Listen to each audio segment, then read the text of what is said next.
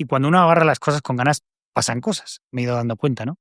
Y entonces, cuando ya tenemos planteado eso, el viaje, que nos prometimos no llevar ninguna premisa de yo quiero ir ahí, yo quiero ir allá, yo un día sueño con Chihuahua. O sea, sueño, pero el sueño, o sea, no te sé decir ningún elemento arquitectónico ni nada tangible por el que yo pudiera identificar, ahora que la conozco, a Chihuahua.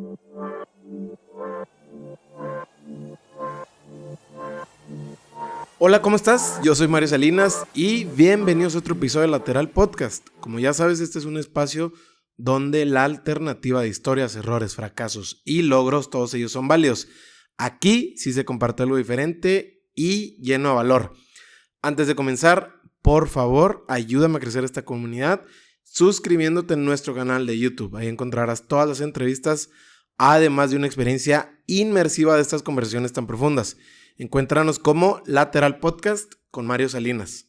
El día de hoy estoy entrevistando a Miguel León. A Miguel lo puedes encontrar en su cuenta de Instagram como @leondemiguel. Miguel es cineasta y escritor. Fue el guionista del Secreto del Dr. Grimberg y La Dama del Silencio. Ambas están actualmente en Netflix. Obras reconocidas internacionalmente y director de Crónicas del Otro Norte, ganadora a Mejor Largometraje Documental en el Festival de Cine de Guanajuato en el 2024. En el 2019, Miguel publicó su primer libro de relatos, El Tiempo del Tigre, en el que se mezclan lo recordado con lo imaginado en su etapa española, colombiana y mexicana, y cuyo relato final, titulado Samalayuca, narra una extraña aventura vivida en el desierto chihuahuense. También ha sido premiado en festivales y plataformas como Docs Barcelona y Film Market Contest. Su trabajo desafía los límites entre la realidad y la ficción con una mirada única que mezcla lo personal, lo social y lo fantástico. Actualmente se encuentra en la postproducción de su siguiente película documental como director y guionista, I Want to Believe. Hoy con Miguel platiqué sobre el secreto de ser un gran storyteller, cómo abrazar la incertidumbre sin tener que entenderla, el origen de la ficción como género y la magia detrás de los sueños, entre muchos temas más. La verdad es que esta es una entrevista que no sabíamos que nos iba a dar tanto en muchos sentidos y claro que la óptica de cómo Miguel aborda el cine para mí es única. Quédate hasta el final, te lo recomiendo y te dejo con Miguel León. Miguel, ¿cómo estás? Bienvenido a Lateral, qué gusto tenerte aquí. Qué bueno que Luis nos puso un alto porque si no nos grabamos aquí Sí, llevamos dos ya podcasts y ya nos quedamos sin el tercero. Exacto. ¿Cómo estás? Muy bien. ¿Qué tal Con ganas de platicar. Te trata la ciudad a la que le tienes mucho cariño, por lo que sé? ¿Chihuahua? ¿Cómo te trata Chihuahua? Pues me trata muy bien. ¿Quién sabe por qué? O sea, no lo sé y a lo mejor no prefiero ni saberlo, pero sí hemos hecho un match curioso Chihuahua y yo. Oye, Miguel, a ver, entiendo que cuando llegaste a México, alguien muy importante en tu vida te preguntaba, pues sí, ¿no? ¿Qué venía a hacer un español acá a Chihuahua? Ah, sí. Y que tú le respondiste con algo muy claro y muy raro a la vez, que venías a crear. Sí, lo que Cuéntame pasa de que eso. sí hay que decir que ese día, bueno, lo voy a contar porque también puedo hablar del arco que yo he ido viviendo en México. Yo llego en México en 2010 con Ida, con mi gran amigo Ida Cuellar, con el que hicimos El Secreto del Dr. Grimberg. Pero llegamos en 2010 y la primera noche conocimos a una persona, a Nico, colombiana, que nos invita a su casa. Ahí estaba en la zona de Los Ríos, en la Cuauhtémoc, ¿no?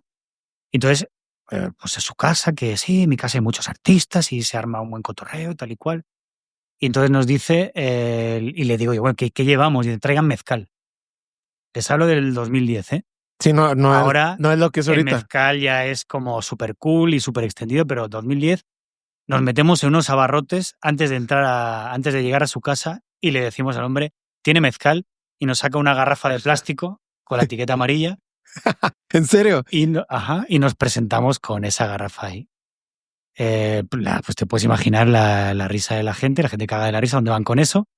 Pero después de la risa, todo el mundo se la echó. ¿Tú ya tomaste mezcal? No, yo no conocía el mezcal. Yo cuando llegué a México no conocía ni el mezcal, ni el temazcal, ni nada. Yo tenía yo soñé con México antes de venir. O sea, eso es la experiencia. Yo tenía una inclinación, unas ganas de conocer México, pero no me había clavado en nada de su cultura, ningún elemento, ¿no? Pero bueno, ya llegaremos a eso del sueño. Y entonces, cuando llega Ale, que es la persona que dices, pues claro, yo ya posiblemente estaría hasta atrás de Ale. Y uno sacó la guitarra, el otro sacó no me acuerdo qué, y entonces preguntó, no, ustedes no son de aquí, ¿dónde son? No, venimos de Barcelona. ¿Y qué han venido a hacer aquí? ¿Qué has venido a hacer aquí? Le dije, yo he venido a crear. Digo, ahora lo escucho y me caigo mal a mí mismo, ¿no? O sea, ¿de qué va no? Pero pues sí, o sea, al final ahí venía, me cuesta decir de vacaciones porque no traíamos ese espíritu. Ya ves que hay una diferencia entre el turista y el viajero, ¿no? O sea, y ya traíamos una actitud como de, aquí vamos a pasar rato y vamos a conocer esto bien. ¿Venías de Colombia o habías sido... Sí, yo había estado 2 veces en Colombia filmando, la primera en Bogotá y la segunda en la selva del Putumayo, 2 documentales por allá que también fueron como muy iniciática la experiencia, y ya me di cuenta que Barcelona y yo no éramos la mejor pareja de baile, o sea, que lo mejor de mí no iba a estar ahí. O sea, yo desde que salí y toqué el pie en Latinoamérica, en este caso en Colombia, ya empecé a sentir cosas que no podía explicar, pero yo sentía que funcionaba de otra manera. ¿No puedes explicar y ahorita ya las puedes explicar o siguen siendo muy misteriosas? Pues no lo sé, o sea, yo creo que es un poco como la edición en cine, o sea, objetivamente, pues lo primero que te dice la gente, ¿no? Te dice, oye, con lo bonita que es Barcelona, ¿no? Pues sí, claro, o sea, dale una foto, pero otra cosa es, yo no, o sea, no, objetivamente claro que es bellísima, ¿no? Y objetivamente claro que Chihuahua, en según qué, pues no se puede poner a comparar, pues se puede comparar en otras cosas, ¿no? Pero es igual, la cosa es, cuando tú pones un plano bellísimo, hay veces que la película lo tienes que descartar, porque no dialoga bien con el siguiente ni con el anterior. Y ese es el secreto de la edición. Hay cosas bellísimas que al final no acaban entrando en la película porque no le aportan al conjunto, porque no dialogan, ¿no? Entonces, pues eso, pues tú me puedes poner a mí al lado de Barcelona y decir, qué bonita es Barcelona, ¿no? Venga, anímate. Y de repente ponerme al lado a Chihuahua, a otro lugar, y de repente esa edición pues crea una buena historia, o sea, al menos para mí, ¿no? Y en ese caso, Ida, que yo hacía mucho que no lo veía, habíamos coincidido en la escuela de cine, y entonces coincidimos en Colombia, él fue de visita, porque también era amigo de con quien estaba filmando, de Jorge Caballero, otro gran amigo, y entonces estando allá, que empezamos a escribir un guión que luego filmamos, un cortometraje, La muerte de Otilia Ruiz, pues los dos dijimos, oye, hay que ir a México, ¿no? Sí, cuando ahorramos lana, tiempo, y nos vamos. Y no llegó a 2 años, y en 2010 pues ya se armó el viaje. Oye, y también, o sea, lo que entiendo es que esta afinidad que tienes por México y por Chihuahua también nacen como de un sueño donde te imaginabas, o sea, no sé si en el sueño te imaginabas la ciudad o que era como que Mira, la forma de ese sueño. te lo voy a contar. O sea, de Chihuahua no tenía ninguna referencia. O sea, a mí me ponías un mapa y no la sabía ubicar. Yo como mucho, como muchas otras cosas en mi vida, mediante el cine sabía que Sam Peckinpah, que es uno de mis directores favoritos, que había rodado westerns en un lugar que estaba entre Texas y el norte de México, tal y cual. Quizá por ahí, pero no el nombre de Chihuahua, te lo aseguro, ¿no? Entonces un día, cuando ya decidimos venir a México, la premisa era venir a la aventura total. Simplemente caíamos en casa de una amiga de él, que había sido roomie suya en Barcelona, ahí en Ciudad de México, y de ahí rentábamos un carro, un Chevy rentamos, y de ahí empezamos a... Todo suena muy esotérico y místico así de 2 europeos que vienen a la aventura, pero no es tan así, o sea, no es tan... Sí fue muy auténtico. Porque era 2010, porque no teníamos tan marcado todavía ninguna línea del viaje, era todo bastante inocente, por así decir, y lo agarramos con muchas ganas, vaya. Y cuando uno agarra las cosas con ganas, pasan cosas, me he ido dando cuenta, ¿no? Y entonces, cuando ya tenemos planteado eso, el viaje, que nos prometimos no llevar ninguna premisa de yo quiero ir ahí, yo quiero ir allá, yo un día sueño con Chihuahua. O sea, sueño, pero el sueño, o sea, no te sé decir ningún elemento arquitectónico ni nada tangible por el que yo pudiera identificar, ahora que la conozco, a Chihuahua. Era como una secuencia de París, Texas, una película que a mí me fascina, de Wim Wenders, en la que un ser desmemoriado llega por el desierto y llega ahí a un lugar, y era como una cantina en medio de la nada, con colores muy rojos y verdes, pero de luz, no de paredes, no a lo folclórico mexicano, sino a nivel de iluminación, como muy cinematográfico. Claro. Eso me pasa mucho. Y entonces en ese sueño, que aquí viene lo loco, alguien en la barra de la cantina me preguntaba algo, se acercaba y me apuñalaba. Entonces no sé si te pasaba de pequeño cuando te golpeas la rodilla y te entra entre dolor y risa. Es esos dolores que de, ay, güey, y te ríes un poco, pero te duele mucho. Entonces, del apuñalamiento en el sueño, me entraba una especie de ataque de risa y a la vez dolor, y yo sentía pues que desfallecía, que me moría, ¿no? Entonces me desperté con el convencimiento que había soñado con Chihuahua. No sé si había un cartel, ni como dice Borges, lo que recordamos de los sueños es una parte, no todo lo que has soñado, o sea, vete tú a saber. Y entonces, pero con la certeza de que yo había muerto en Chihuahua. Obviamente yo esto no se lo cuento a Aida. No le digo, oye, he soñado que morí allí, porque yo, de repente, pues me empezó a sentir la curiosidad por Chihuahua, porque no hacía, ¿qué es lo que tienen los sueños? No hacía una lectura literal del sueño. Oh, wow, esto es un aviso, no vayas a ese lugar que te van a matar. No. ¿Qué tal si es un renacimiento? O sea lo que sea, ¿cómo no vas a querer conocer un lugar con el que de manera tan aparentemente arbitraria, que no has tenido un antecedente, has soñado, ¿no? Entonces, estando en el viaje, estábamos conozco a Ale en Ciudad de México, en esta gran fiesta en la que aportamos ese gran mezcal nosotros. Y entonces, pues nada, nos ponemos a viajar y Ale y yo seguimos en contacto vía correo electrónico. Atención a el eso. nivel de edad que tiene uno ya, vía correo electrónico. Y él y Ida y yo vamos viajando por México, y en ese momento, y estando en Puerto Escondido, preparados ya para encauzarnos hacia Chiapas, Ale me dice, oye, ¿no quieren venir a la tierra donde yo soy? Porque claro, yo pensaba que ella era de Ciudad de México, porque yo no conocía todavía de acentos, ¿no? Y yo, sí, claro, ¿de dónde eres? Y me dice, de Chihuahua. Y yo, oh, wow, de Chihuahua.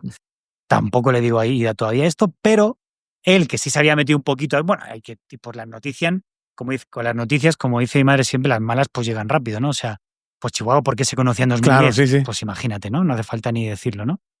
Entonces Ida, no, ¿cómo crees? Chihuahua, sigamos a Chiapas tal y cual. Y él traía una baraja del tarot de la que yo no era muy conocedor, pero me divertía. O sea, todo proceso que le dé un poquito de chispa a la vida, como juego narrativo incluso. Entonces, acostumbraba, según qué etapas del viaje, sacaba él el tarot y decía, a ver qué me dice, ¿no? Para según dónde y tal, ¿no? ¿Quién sabe qué vio? Porque te digo, yo no era conocedor, ni soy ningún clavado en el tarot. Pero cuando cuando hizo la tirada, volvió a salir la carta que en todas las tiradas que me había hecho, desde el primer vuelo, porque hicimos escala quién sabe por qué en Canadá, antes de llegar a Ciudad de México, siempre me salía la muerte. Entonces él decía, no, es que la muerte es renacimiento y es cambio y es un tal y cual. Entonces le volvió a salir la muerte, quién sabe por qué, me dijo, no, tenemos que ir a Chihuahua, o sea, no podemos negarnos a ese viaje. Entonces así fue como yo conocí la primera vez Chihuahua, pero yo lo del sueño lo tenía como un secreto mío, o sea, como algo, obviamente ya por la película que se va a estrenar y que ese elemento onírico pues es el eje central de la narración. Ahora ya lo voy contando, pero durante mucho tiempo no lo contaba porque yo traigo una relación como muy particular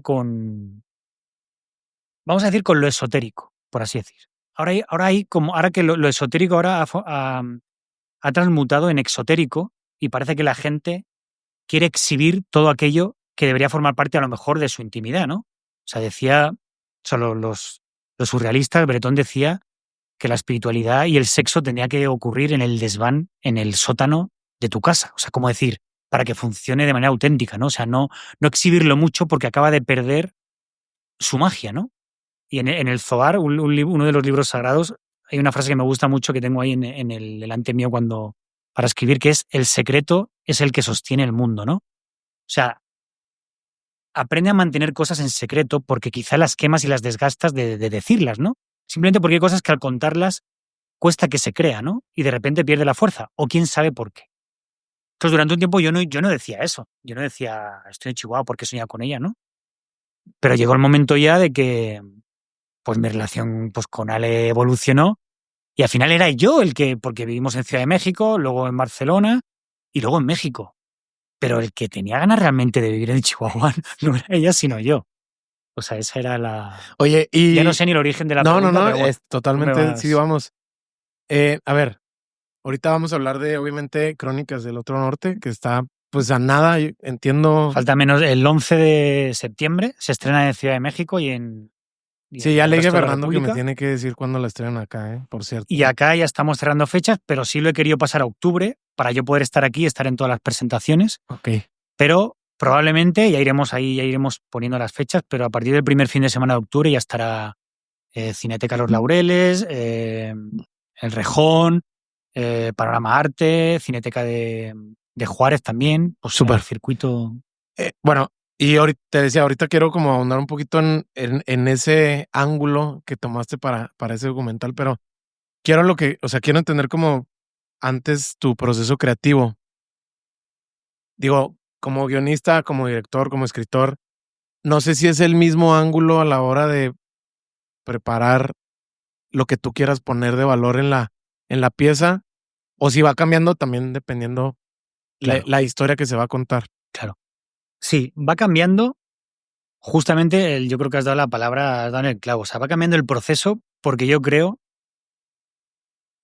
precisamente que cada historia te demanda un proceso distinto.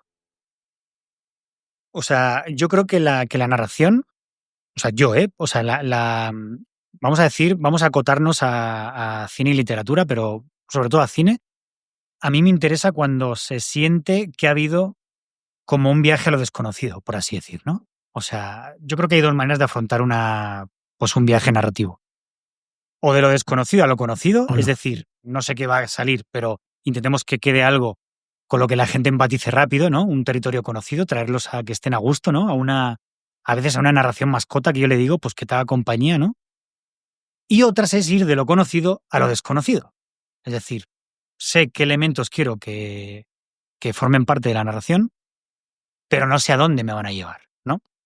Y yo creo que hay historias que te demandan, hay muchos elementos que tienen que jugar. Obviamente, pues la experiencia, la técnica, pues todo eso ayuda y al paso de los años uno se siente con mucha más confianza y con más capacidad, ¿no? O sea, por ejemplo, cuando trabajé para Netflix con La Dama del Silencio, pues ahí lo sientes, ¿no? O sea, sientes dónde tiene que haber un punto de giro, sientes qué subtrama tiene que haber, cómo funcionará mejor, etcétera. Pero aún así, en ese esquema, yo siempre intento de alguna manera que la sensación de imprevisibilidad, es decir, que tú no puedas adivinar el siguiente paso, esté siempre permanente. Eso es bien difícil. Eso es muy difícil. Eso es muy porque difícil. Aparte todos los espectadores ya son expertos ya audiovisuales. Cada vez más. Son expertos. Lo que pasa que hay una cierta fórmula del documental de plataforma de ahora, y a veces funciona muy bien y uno lo disfruta, pero tienen esta manía de hacer un pequeño teasercito al inicio, como un resumen, en el que te ponen los highlights. O sea, antes te citaba a Wenders, al director de París, Texas. Él entrevistaba a Wim Wenders, a Herzog, que es un cineasta, un documentalista, lo recomiendo mucho, libérrimo, que hace las cosas que se le da la gana. Hace unos documentales muy personales que rozan que es como me gusta a mí, la frontera entre ficción y documental. Y él le decía que sería capaz de ir a la luna para encontrar imágenes nuevas. Con tal no por otra cosa, ni para ver cómo. No. Yo iría a la luna para conocer imágenes nuevas, ¿no? Entonces, claro, obviamente uno no puede ir a la luna, ¿no? Pero sí puede, como decía Kafka, decía, me encantaría llegar un día a mi calle, donde vivo, y ser un chino, para poder ver las cosas de siempre con otros ojos. Que eso es lo que yo me propuse a la hora de mirar Chihuahua, ¿no? O sea, de Chihuahua se conocen ya muchas cosas, ¿no? Y sobre todo los tópicos y los tropos y los lugares típicos, etcétera, ¿no? Pero cómo hacerle, salvando las distancias, ¿no? Como hizo, o sea, Borges construyó su propio Buenos Aires. Tú vas a Buenos Aires y no ves por ningún lado el Buenos Aires fantástico que Borges creó. Robert Louis Stevenson creó su Londres. Tú vas a Londres y no hay niebla, ni falta que hace. Stevenson creó su propio Londres, ¿no? Entonces yo me dije, oye, yo quiero mostrar Chihuahua como no se ha mostrado, quiero que sea mi Chihuahua. Y para eso le tengo que dar tiempo a mi intuición y a un proceso diferente que yo sé que es difícil de hacer porque fueron 7 años de trabajo y sin prisa, mientras iba trabajando en las cosas que pagan la renta y las facturas, me voy a permitir el lujo de crear esta pieza buscando lo insólito, lo imprevisible y sobre todo a golpe de intuición. probando, a darse cuenta, la mesa de la alquimia, ¿no? Ahí tenía los elementos y poquito a poco iba probando que las imágenes ilustraran los sueños, que no los ilustraran. Fui probando y al final creé un proceso en el que yo me sentía a gusto porque hacía más caso a la intuición que a la receta previa que hubiera usado en cualquier otro Oye, a ver, proyecto, vaya. ahorita que mencionas esta onda de, bueno, estuviste como guionista en el documental del secreto del Dr. Greenberg Ajá, y en La Dama del Silencio, correcto. igual como guionista. Sí. Y era algo que justo platicaba con Luis, ¿no? Ahorita, antes de que llegaras.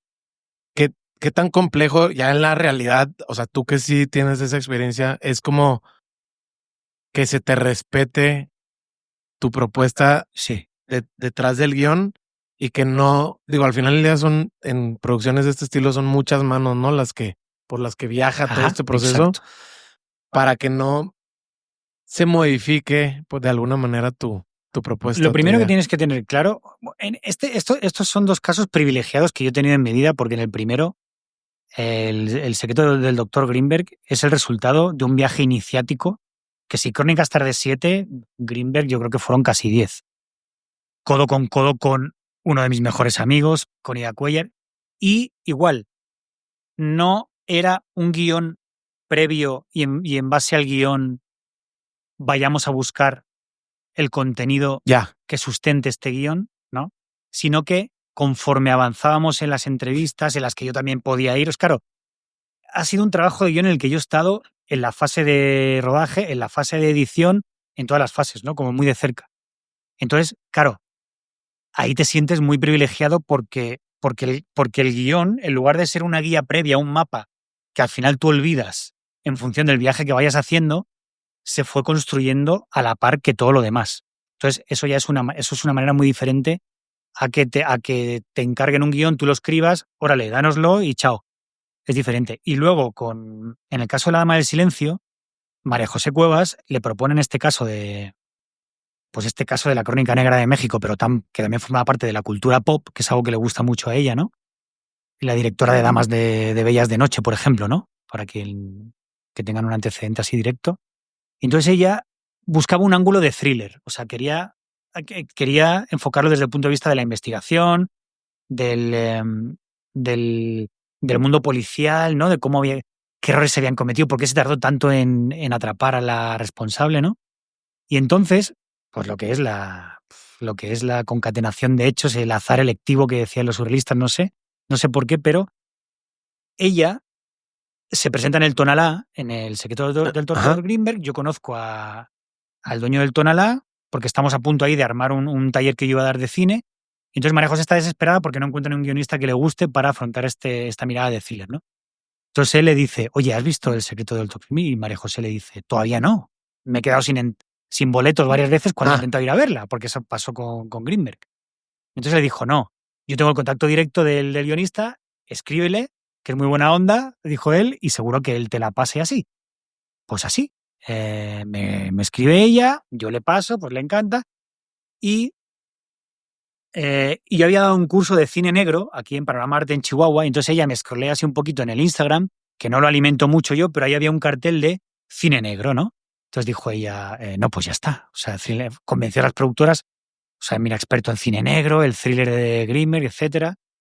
Y pasó un poquito como pasará luego con Julio Rojas, que es un match directo. O sea, de repente María José y yo éramos como dos niños en un parque de atracciones, elaborando la estructura y el guión de La Dama del Silencio. Siempre hablando con referentes cinematográficos, que era un lenguaje propio, hablando de Fritz Lang, de Hitchcock. O sea, no es como cuando tienes que adaptarte al lenguaje de alguien para que te entienda y para intentar convencerlo, sino que al contrario, o sea, era como oye, vamos a intentar contener toda esta euforia y este match porque la historia está por encima incluso del placer fetichista de todo ese mundo de cine negro que sí que daba pie a esta historia que se reflejara, ¿no?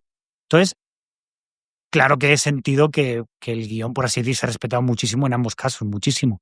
Pero ya te digo, de manera privilegiada. No siempre es así, claro. No siempre es así. En tu caso también no siempre ha sido así. En mi caso, pues en mi caso sí, no te voy a engañar. O sea, Ok. sí, en mi caso sí, la verdad. Súper. Oye, Miguel, a ver, entiendo que tu primer acercamiento con todo el universo que dejó ahí Jacobo Greenberg es en Tepoztlán, más Sí, o menos. Quiero correcto, entender esa parte. Correcto. ¿Qué tanto, o sea, qué tanto esa clase de proyectos que tienen, pues, mucha magia, por así decirlo, donde al final del día el mismo documental deja más preguntas que respuestas? Así los deja a ustedes, o sea, al equipo encargado, así los deja con las mismas preguntas que deja la audiencia. Sí, mira, en todos los Q&A y todas las presentaciones ahí presenciales, la primera pregunta siempre, o sea, yo te puedo decir, sin errar a equivocarme, que la primera pregunta siempre era, ok, sí, ¿Dónde está muy bien. ¿Dónde está? No, está muy bien, pero ¿tú qué opinas realmente? Claro. O sea, ¿cuál es tu teoría? Y que yo siempre contesto igual, pues ahí está, ya la acabas de ver. O sea, la mía es esa, o sea, claro, hay historias en las que y eso ocurre mucho en cine negro, ¿no? Hablando de estructura narrativa, en la que una hipótesis debe superar a la anterior, ¿no? Eso es una estructura de guión que se usa mucho, ¿no? Entonces dices, y eso hasta hoy, o sea, vas a cualquier thriller en HBO, por ejemplo, que hay varios, y pareciera que el asesino es este, y no, te dejan con el cliffhanger, con el ganchito al final del episodio, pero al siguiente te das cuenta que no, que esa pista era falsa y tal, ¿no? Entonces, siempre tienen que anular la anterior para ir avanzando, ¿no? Pero en nuestro caso, decidimos que no fuera así, porque aparte no le hacía justicia a la historia de Greenberg, sino que era un poquito, a mí me sirve mucho cuando me hago una imagen visual para encontrar la estructura que cada historia te demanda, ¿no? Y en este caso era cuando tiras una piedra al lago y empiezan a haber círculos concéntricos que se van abriendo y abriendo, eso era Greenberg. ¡Pum! Teresa seguramente lo mató, un crimen pasional más. Espérate, se abre otro circulito. No, pero es que había un vigilante nocturno que además tiene conexión con... ¿Vigilante nocturno con entrenamiento paramilitar? Otro circulito que se abre. No, espérate, que luego está Castaneda, que al parecer conocía a Teresa, otro circulito. Entonces, claro, si juntas todos los círculos y te metes en el lago, ninguno ha anulado al anterior. Ok. Si Boulder es el destino final de Greenberg, eso no descarta que Teresa haya estado implicada, que Castaneda de alguna manera también, que hay ya para los más optimistas que Greenberg hubiera alcanzado traspasar un portal dimensional, etcétera, etcétera. Es decir, tuvimos mucho cuidado de que ninguna hipótesis destruyera a la anterior, para que, por ejemplo, mi padre, que es cero esotérico, se pudiera quedar con el lado más tangible de la historia, ¿no? Y como nos dijo la propia ex esposa, nos dijo, oigan, sí, mucha vuelta, pero es que al final no deja de ser un desaparecido en el país de los desaparecidos, donde el 99% de los casos no se resuelven, ¿no? Pero, sobre todo eso, tuvimos mucho cuidado de que no se convirtiera en un enigma. O sea, hay una diferencia ahí muy interesante.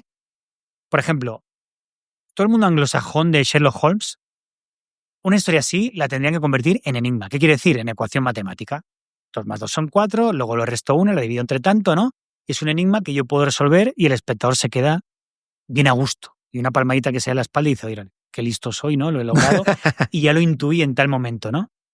Pero de repente hay historias que te das cuenta de que pueden prometerte un enigma, pero en realidad, ¿qué es la diferencia con el misterio? O sea, el misterio no se traduce en una ecuación matemática, sino que se traduce en un abismo. O sea, una ecuación la ves a la altura de los ojos en un pizarrón, pero el misterio acaba siendo más grande que el origen de la historia y te tienes que asomar con cuidado, como quien se asoma a un abismo, porque te puedes caer simplemente y porque te acabas dando cuenta, y eso ocurre mucho en el cine negro clásico, que me gusta mucho, años 40 y 50, que al final solo puede haber una resolución y es la certeza de que el misterio acaba siendo más grande que tu capacidad de comprender la solución. Y Greenberg tenía todos los elementos para hacer una historia así. O sea, a día de hoy, a ver quién se sienta aquí y se pone de acuerdo en qué pasó realmente, si sigue vivo o no. Y justo lo que mencionas, digo, esa clase de preguntas ustedes la siguen teniendo. Tanto así que el hermano salió leer un poquito a prensa, poquito después, por ahí lo vi. Y la hija, y la verdad es que no tienen o sea, desapareció sí, punto. ¿Quién fue que allá, aquí? No se sabe. Sí, y aparte yo creo que también, claro, porque era muchas cosas a la vez, ¿no? O sea, era un thriller metafísico, pero también era una historia de amor, ¿no? de la femme fatal de Teresa que lo enamora y luego le traiciona, ¿no? Pero también era un drama familiar. Nos dimos cuenta, claro. O sea, era una familia a la que se le había unido una pieza y hacia la que quizá al final de la investigación no fueron capaces de prestarle la atención a determinadas pistas como la de Boulder, porque sonaba muy descabellado. ¿Quién iba a pensar que iba y venía? Y que Jacobo Greenberg era tan, vamos a decir, vigilado, ¿no? O sea, hasta el punto de que pues la CIA desclasifica papeles y ahí está él. Lo estaban en el archivo Stargate, lo estaban vigilando, vamos a decir, desde hace tiempo. Entonces, claro, ese sí es el momento más de documental directo que hay. O sea, el momento en que se lo mostramos a los hermanos y ahí mismo dicen ellos, ay, güey. Entonces, debimos haber seguido esa pista de Boulder. Pero claro, a toro pasado, que decimos allá en España, es muy fácil también decir cómo no vieron aquello. Pero ponte tú en el momento en el que momento sí es indiferente. llegan un montón de gente hablando por teléfono. Yo lo he visto aquí, yo lo he visto allá, yo lo he visto. Un barbón en la India, un barbón en, pues... Digo, luego con el boom hipster, más difícil todavía, ¿no? Porque barbones ya empiezan a haber muchos más, ¿no?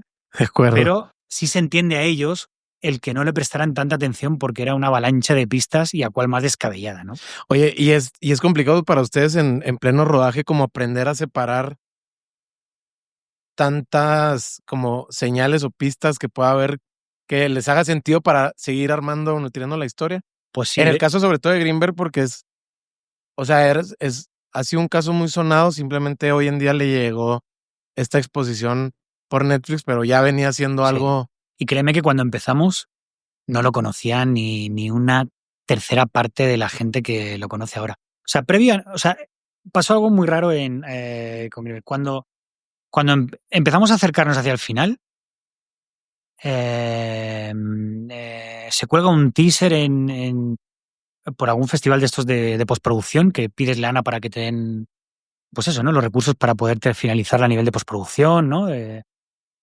Entonces, alguien mete un teaser ahí en YouTube o en Internet y se empieza a correr la voz y ya empiezan a escribirnos así de, oigan, ¿cuándo va a salir tal? ¿Cuándo va a salir el qué? O sea, no lo habíamos ya se empieza a generar ahí como una... Y nos damos cuenta de que ahí sí nos damos cuenta realmente del reclamo y del interés que Greenberg tiene ahora. Claro, ahora te hablo igual 2019 o algo así, ¿no? Cuando ya se acerca al final y cuando ya finaliza, ¿no? Y de hecho, tenemos muchas conversaciones y yo así de... ¿Sí la gente al cine? Claro, cuando un proyecto al final forma durante tantos años como el de Crónicas y cuando forma parte de tu vida durante tantos años, llega un momento en que tú dices, oye, ¿no será esto una masturbación mental mía y esto no va a conectar o no le va a interesar mínimamente a nadie o al menos no le va a dar la oportunidad de probar? Y de repente, pues en la Cineteca lo tuvieron que pasar a la sala 1, que es la de mayor aforo. Estuvo varios meses, solo entrando en noviembre fue, creo que la segunda película más vista de todo el año, habiendo entrado en noviembre. A día de hoy se la siguen pidiendo a Fere de Nuca Film para proyectarla. Pues fue algo que no nos imaginamos que iba a pasar. Pero, y lo que tú dices, y esto fue antes de Netflix, luego ya la compra Netflix, pero ya han pasado unos años y ahora otra vez tiene una segunda oleada, ¿no? Que pareciera que Greenberg como que va dirigiendo los hilos y él sabía cuándo... Porque sí. a él lo tomaban por loco, o sea, él era... Para muchos círculos, sí. Mucha gente en la UNAM lo tomaba a broma. Era el científico loco que estaba ahí con sus experimentos y con un equipo que nadie se podía explicar, porque era muy caro, cómo tenía ese equipo Greenberg en su laboratorio, ¿no? Entonces, de repente, pareciera que él nos ha ido aguantando para al final decir, ahora es el momento, ahora la gente no se va a reír, es el momento, la gente está mucho más abierta a según qué teorías de la realidad o en cómo afrontar lo real o lo no real.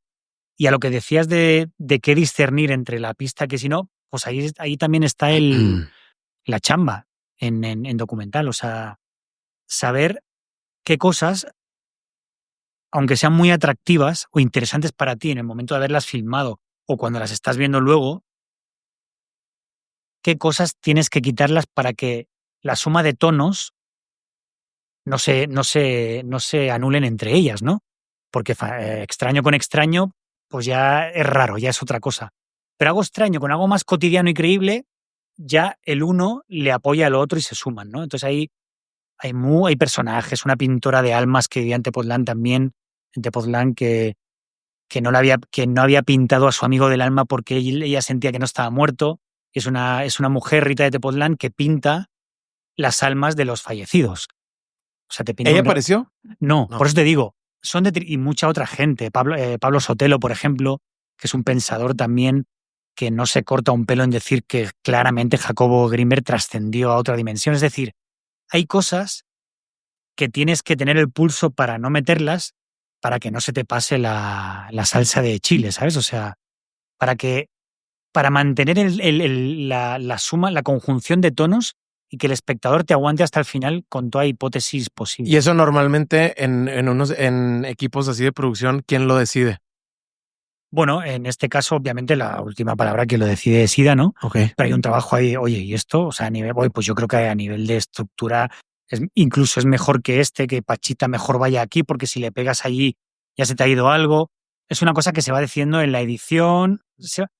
Es algo que tienes que evitar a la hora de filmar, porque en documental no es como en ficción que tienes ya todo cerrado, ¿no? Tal actor y tal fecha y tal. En documental lo mejor es que no des nada por hecho. Porque de repente puedes ir a un lugar y en ese lugar conocer a alguien que dices, híjole, oye, que no tenemos tiempo. No, pues sácalo de donde sea para entrevistar a este porque ve lo que está diciendo. O que el que te había prometido en una comida sin cámara, relajada, que te iba a hablar de eso, cuando llega y se pone la cámara delante, se queda rígido y no sirve. Porque otra cosa es, porque también son personajes. Y como me dijo uno de los testimonios de la Dama del Silencio, oigan, no, pero es que la única diferencia entre nosotros y los actores es que nosotros no nos pagan y los actores sí. Pero vuelve a ser una película que tú vas a ver con ganas de entretenerte o de descubrir algo, ¿no? Entonces es una decisión que se va tomando, ya te digo, no en rodaje mejor tener las ideas más locas que tengas y tenerlas hechas y luego ya las batearás en guión, en edición, o igual te llega el productor al final y te dice, oigan, no. Tiene que haber lucha y conflicto, no puede ser todo como muy complaciente, ¿no? Porque si no hay lucha y conflicto entre las diferentes miradas que van teniendo una peli, al final queda algo como muy fácil, ¿no? Pareciera que todo fluye como muy fácil. Ya. Y el conflicto no le va mal, incluso la diferencia de opiniones. Sí, digo, a la hora de porque crear. ahorita que lo que mencionas de Pachita, justo como que me estoy Es una imaginando. bomba, Pachita es una bomba que Exacto. puede acabar con todo lo demás. Sí, o sea, porque a ella no le pusieron, ella también es un eco en el agua, ¿no? O sea, ella por sí sola abre. Totalmente. Sí, y uno se queda con la sensación, y a día de hoy la seguimos teniendo, tanto Ida como yo, de que ella merece una obra ella sola. O sea, Va a pasar. va a pasar, tiene que pasar. Aparte, ella es de Chihuahua, o sea, ella es del norte. No me digas eso. Sí. Chihuahua. Es de Chihuahua. Es de Bárbara, Parral. Bárbara es de. Todo el mundo es de Parral, güey. Bárbara es de Parral. Es que Chihuahua tiene esas cosas. O sea, yo cuando la gente dice, pero Chihuahua, ¿qué hay allí? Híjole, claro, mi Chihuahua está llena de este tipo de cosas, de mágicas, por así decirlos. Que ya se usa. Hay palabras, me da rabia usarlas porque de tanto usarlas ya no tiene significado. Cobra otro sentido. Entonces, magia, conexión, vibra, energía. Ya llega un momento que ya, güey, o sea, ya. Ya no las gastamos. Ya las hemos gastado. Hay que o no decirlas, intentar decir las cosas de otra manera, yo creo. Pero ella sí, ella nace en Parral y ella se va a dedo de Parral, Ciudad de México. La adopta un lector de tarot y de las estrellas negro que vivía en un circo. Dicen que curó que asistió al parto de un elefante. La historia de Pachita es muy, muy, muy grande. Muy grande. Y no habían encontrado a nadie, porque me sigue pasando que se acercan y así, que le haya visto desde dónde mostrar el truco. Ya. O sea, nadie. Que normalmente hay veces que dices tú, no, mira, igual que los curanderos de Filipinas o el mismo Jodorowsky dice, no, pues es que es una puesta en escena, porque todo chamán tiene un punto teatral y tiene que saber dominar la puesta en escena para ti hacerte creer ciertas cosas y que te funcionen, ¿no? En el caso de Pachita no hay nadie que haya logrado decir, no, mira, es que yo la vi desde acá y aquí sí me di cuenta que sacó de aquí una tripa tal. O sea, de lo que ustedes exploraron, de lo que menciona que pasó en Los Pinos. Ni en Los Pinos, ni en los lugares tanto de la zona más popular de Pachita, donde asistía sin cobrar, hasta cuando venía gente de políticos, artistas, etcétera, y también asistía porque acabó siendo célebre entre todas las capas populares, lo aunaba, era como una especie de figura ya santificada, ¿no? Una especie de virgen que incluso ha a gente no creyente y ya decían, no, es que cómo voy a negar la evidencia, ¿no? Sí. Digo, ahí se queda lo de Pachita porque seguramente todavía tenían un hilo Sí, que va hay mucho donde tirar ahí. que van a tirar. A ver, tienes un libro, digo, además de tus obras, tienes un libro llamado Los tiempos del tigre. El tiempo del tigre. El tiempo del tigre. Hablas mucho mencionabas mucho las marcas invisibles en ese libro. Me gustaría saber, ahora sí que del autor, ¿a qué te refieres con eso? Y si tú, ¿cómo las identificas hoy en día en tu vida? O sea, ¿cómo las pudieras como Las marcas invisibles, verbalizar?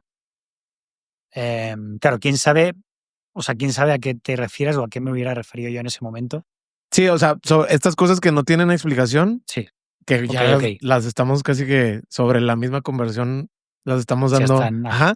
Pero, ¿cómo cómo las entiendes que pasan, por ejemplo, en tu vida? ¿O cómo las ves en la Ok. vida de los demás? Mira, intento no entenderlas, o sea, no resistirme. O sea, yo antes de venir a México era una persona, o sea, le preguntabas a alguien y te hubieran dicho, si hubieras hecho esto mismo cuando yo vivía allá, en España, pues te hubieran dicho, uy, no, muy seguro de sí mismo, con las ideas muy claras, con sus principios muy marcados, o sea, ¿no?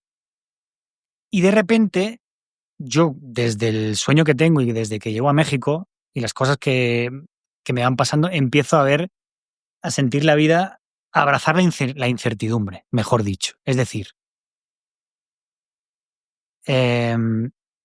no rehuir de ella, ¿no? Porque tú puedes basar tu vida en establecer la seguridad, pero en todos los ámbitos. Obviamente uno quiere estar seguro en los ámbitos, en lo básico, pero rehuye un poquito lo que sea incierto o lo que sea desconocido o no vayas a saber cómo vas tú, qué te va a provocar en ti, ¿no? O sea, a ver qué lado saca de mí, ¿no?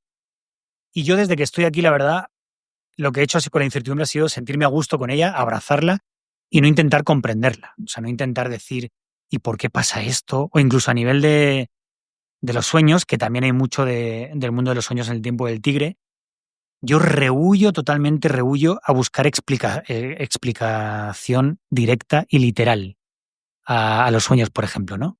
O sea, obviamente ya está superadísimo Freud, pero no quiero perder la oportunidad de superarlo todavía más. O sea, ese manual de, no, si sueñas esto, es como, aparte es como quitarle la fuerza salvaje que tiene el sueño, que no sabemos ni de dónde viene ni por qué sucede. O sea, ahí ahuevados a que no. También el sueño tiene que tener una intención, ¿no? Tiene que servir para algo y para superar un trauma y tiene que... No, deja que algo, al menos en el mundo de la narración, esté libre en el mundo. Y esos son los sueños. Pero ahí van otra vez empeñados neurólogos y terapeutas y artistas en decir, no, es que los sueños en realidad marcan esto y vamos a bucear para profundizar realmente quién eres. De repente es una narración, y para mí lo bello, que seguimos sin saber todavía de dónde viene. Sí, digo, es un área que somos espectadores, somos creadores, somos el escenario donde sucede todo, somos todo eso a la vez. O sea, ¿qué somos con respecto a lo soñado? Es algo que me apasiona, pero que no quiero resolver, justamente. quieres explorar. Claro, Como exacto. prácticamente. Armar con Crónicas, la idea era armar pues una hermosa y gran pregunta, no resolver. Y mucha gente que entraba, bueno, claro, no hemos dicho todavía el proceso de Crónicas, no sé si te respondía lo del tiempo del tigre. No, totalmente. O sea, sí, te sigo ahorita que me lo explicas porque justo me da mucha curiosidad cómo lo abordabas tú, pero en tu En mi vida personal, ¿no? Y sí, Claro. en la vida que puedas tener en el día a día, ¿no? En la vida cotidiana. Pero sí, totalmente, sí entiendo ya la postura. Otra cosa que me surgió mucho y que casi también nos aventamos un podcast ahí, Julio y yo, es sobre esta postura de la ilusión y cómo la verdad y la mentira han dejado de ser como relevantes. Y eso tiene como muchos ángulos, ¿no? O sea, tú lo puedes tomar desde la ficción, Exacto. aportarlo con la realidad y haces un match muy, muy lindo, ¿no? O sea, en una pieza. Pero eso también sucede en la narrativa social, económica, política. Sí. O sea, ¿qué tanto de eso te apalancas o qué tanto de eso te ayuda como en esa clase de corrientes como para seguir tú impulsando esta coyuntura entre la verdad y la mentira a lo que socialmente dices tú, güey, es que ya ahorita todos mienten, ¿no? O sea, ¿qué tanto te impulsa eso? Como, o sea, que una cosa alimenta a la otra. Ya. Sí, que no me frene el hecho Ajá. de que todo el mundo, ¿no? Esa sensación de. No, es que también yo, ¿sabes qué? Soy muy. O sea, me cuido mucho, soy muy escéptico de estas sentencias tan contundentes, ¿no? De decir, por ejemplo, es que ahora se miente mucho. O sea, hay ciertas como certezas, ¿no? Porque yo me pregunto, bueno, ¿y desde cuándo no miente el ser humano? O sea, no siempre ha formado parte de la mentira de nuestra esencia. O sea, desde el minuto cero que empezamos a inventar una narración, ya la estás inventando, ¿no? O sea, ya la estás inventando. Yo me imagino, me venía mucho haciendo crónicas, pues ahí en las cavernas un grupo se suele decir eso, ¿no? No, se reunían alrededor del fuego y ahí contaban historias, ¿no? Bueno, sí, contaban historias de lo que le había pasado, pero ¿en qué momento es cuando alguien la inventa? Claro, yo sospecho o quiero yo proyectar de que de repente alguien, en lugar de contar lo vivido, que se parece mucho a lo que ha vivido los demás, de repente contó un sueño. Claro, me ha pasado esto, pero todavía no sé muy bien qué onda con esto porque lo he vivido de noche. ¿Pero cómo? ¿Qué has visto qué? ¿Qué te ha pasado qué? Y quizá ahí es cuando empieza la adicción al día siguiente, agarra otro y dice, oye, no, pues espérate, yo esto. Y quién sabe, quién nos dice que no sucedió, que al final se empieza a competir. Yo quiero fabular con que el origen de la ficción de la narración está ahí. Es decir, híjole, esta gente ha soñado cosas tan interesantes, pero yo también quiero contar la mía y no he soñado eso. Me lo voy a inventar, ¿por qué no? ¿Qué tal Pero si el inicio de la narración es eso? Es el inventar una narración que pueda estar a la altura de algo soñado. por esta necesidad de pertenecer, ¿será? Exacto, y de Como ser, quiero formar ser parte. escuchado Claro. y formar parte de la narrativa. Por ejemplo, Walter Murch es el editor de Coppola, por ejemplo, de Apocalypse Now. Tiene un librazo que se llama En un parpadeo, que es sobre el arte del montaje, de la edición. Él dice que también sospecha de que el cine entró tan fácil en el imaginario colectivo, o sea, los espectadores lo aceptaron tan instantáneamente y no se puede matar el cine todavía, ya se ha intentado. Yo llevo escuchando de que el cine va a morir desde que apareció la televisión, el 3D, o sea, ahora en la IA. Van a morir los espectadores, el cine no va a morir. ¿Ah? Lo que va a cambiar va a ser la manera de El verlo, formato. quizá, pero El fondo no. cine y va a seguir siendo un acontecimiento ir a una sala. Que vayan 1000, que vayan 100 o que vayan 5, el que cambia, el que muere es el espectador. Pero el acontecimiento en sí va a seguir siendo algo místico, vaya, casi. Pero lo que te decía, él decía que el cine penetró tanto y tan rápido en los espectadores de principios del siglo XX porque de repente estaban viendo el lenguaje de los sueños. Tú en un sueño, igual estás aquí, ahora hay un corte y de repente a lo mejor estoy en mi escuela de cuando era pequeño y luego a lo mejor estoy comiendo y de repente un perro pasa y luego me encuentro ese perro hablando y de repente ve las primeras películas en las que hay elipsis y ahora estudiando el lenguaje del cine, como Griffith en El nacimiento de una nación empieza a hacer elipsis o el montaje paralelo y dices, ¿pero no se confundía la gente en ese momento que te explican dos cosas a la vez o que hay un tipo que está en su casa y luego está en el campo de batalla? Si no te han explicado que ha ido hasta allí, ¿cómo lo entendían? Pues porque precisamente es el lenguaje de los sueños, lleno de elipsis, de fragmentación. ¿Sí? ¿Me explico un poco? Totalmente. A ver, y sobre esa misma línea, si tú pudieras como encontrar la razón de esta pasión desbordada que tienes por el cine como consumidor y ahora como contador de historias, ¿va por ahí? O sea, ¿va inclinada a eso? O sea, va inclinada a esta, no sé si vocación sea la palabra, por Ya. contar una historia que a ti te gustaría que existiera allá afuera. Es que no lo sé, fíjate. Yo intento. Sí, porque no hay antecedentes en mi familia, por ejemplo. Ok. Pero ni Nada, en cerca, lo más, nada. ni cerca. O ¿A sea, qué ni se cerca. dedica? No Ni sé, cerca. en tu Mi casa. papá era transportista, o sea, llevaba un camión y mi mamá tenía una mercería donde se venía hilos, Sí, sí, sí. costura y cosía. Y en mi casa, cuando yo era pequeño, y ahora soy un ávido lector. O sea, yo he sido más autodidacta tanto en cine como en literatura que lo que la escuela de cine o mi entorno a nivel literario me hubiera aportado, ¿no? Hay veces que dices, no he tenido más remedio porque, no sé, pues mi padre o mi tío o mi hermana, en mi caso, pero sí recuerdo a fuego vivo, no había libros en mi casa, así como de, ay, y de repente sin querer lo descubro a Kafka. No. Pero entonces, en aquel entonces, yo nací en el 77, en mi infancia, en los 80, cuando abrías una cuenta en un banco, te regalaban una enciclopedia. ¿En serio? Una enciclopedia, para quienes sean demasiado jóvenes, pues es un conjunto de libros que... Pues el Google de aquel entonces, Google, vaya, ¿no?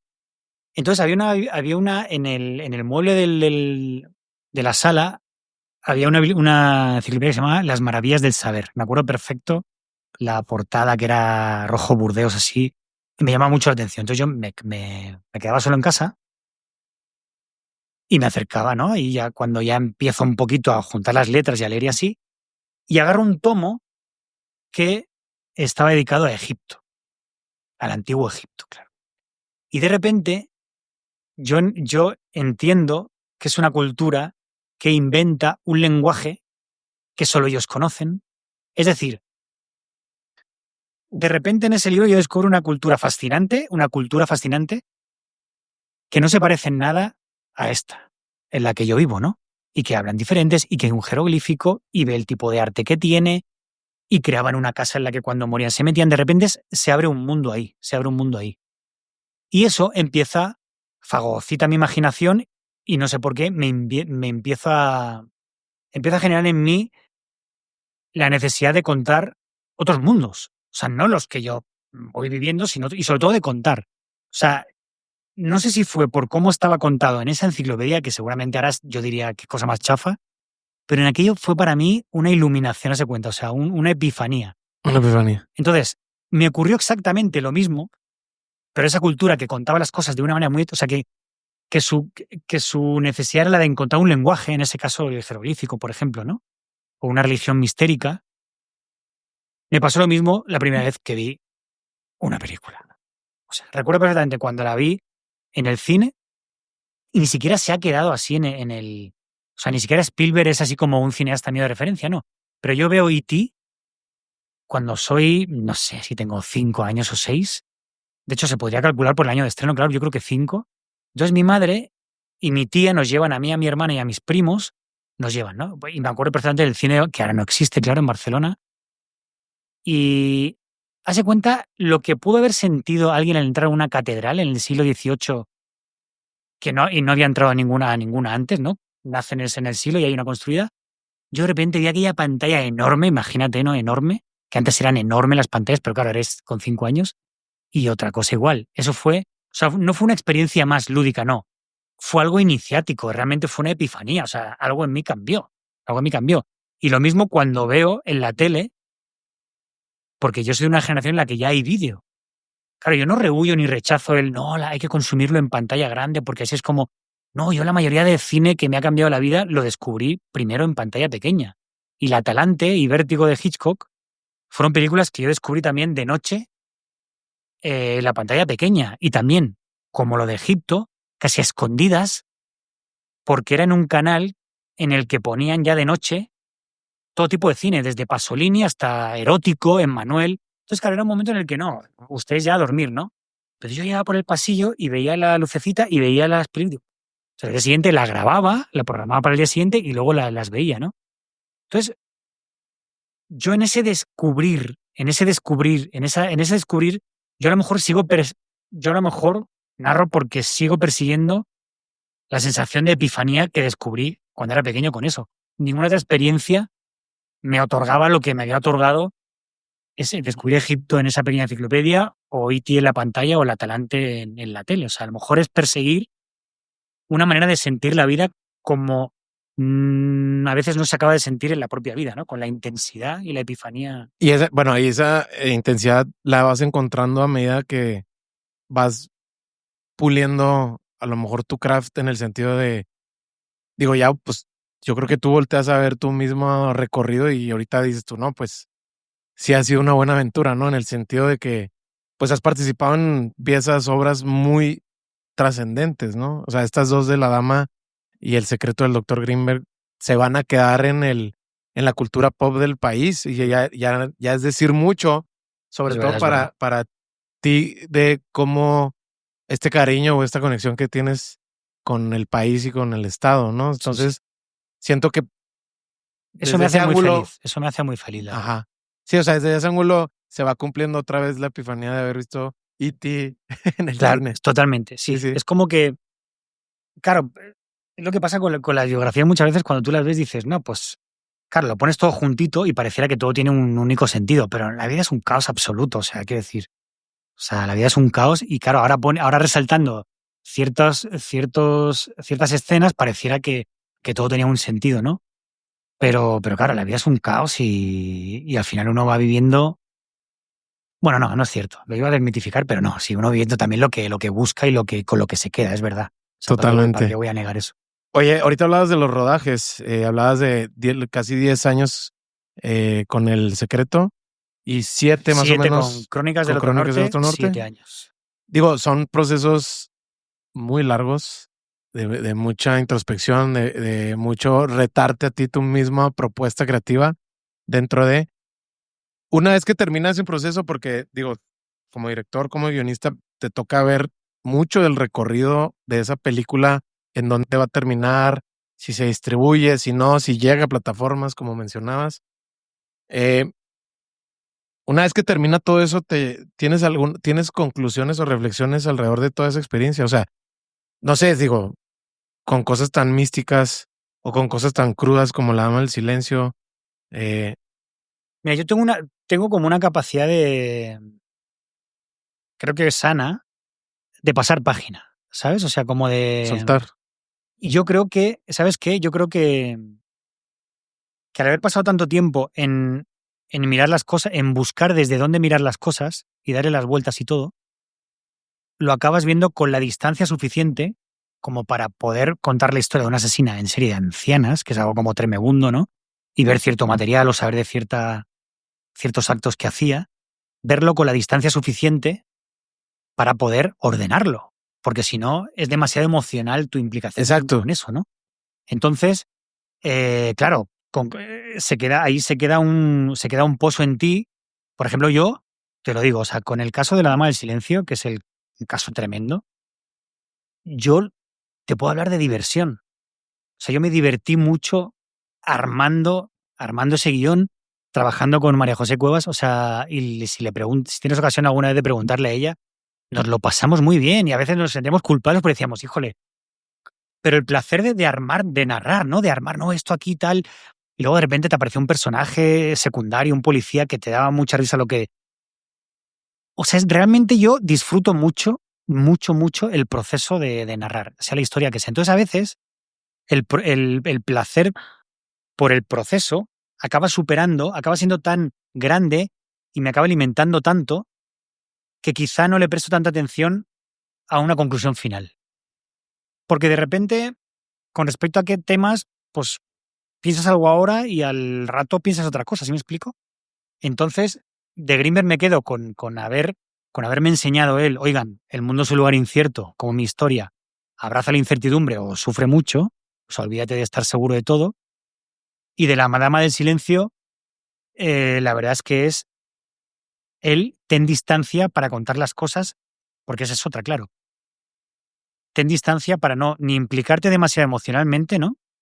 Ni tampoco tomarte a broma según qué cosas, ¿no? Que no hay que tomar a broma. Entonces, la distancia en La Dama del Silencio sí sería como un aprendizaje. Y la incertidumbre, bueno, y la pasión por narrar, que a mí me encanta narrar. O sea, dame un tema así que no tenga nada que ver conmigo. De hecho, claro, tú vas bien y dices, Greenberg con una asesina en serio no tiene nada que ver. Y ahora con El mundo de los sueños, menos. Y ahora, con la peli con Julio Rojas, es sobre un contactado ovni. Nada que ver con. Podría haber cierta rima con Greenberg, quizás, si le buscas un poquito, si le buscas, ¿no?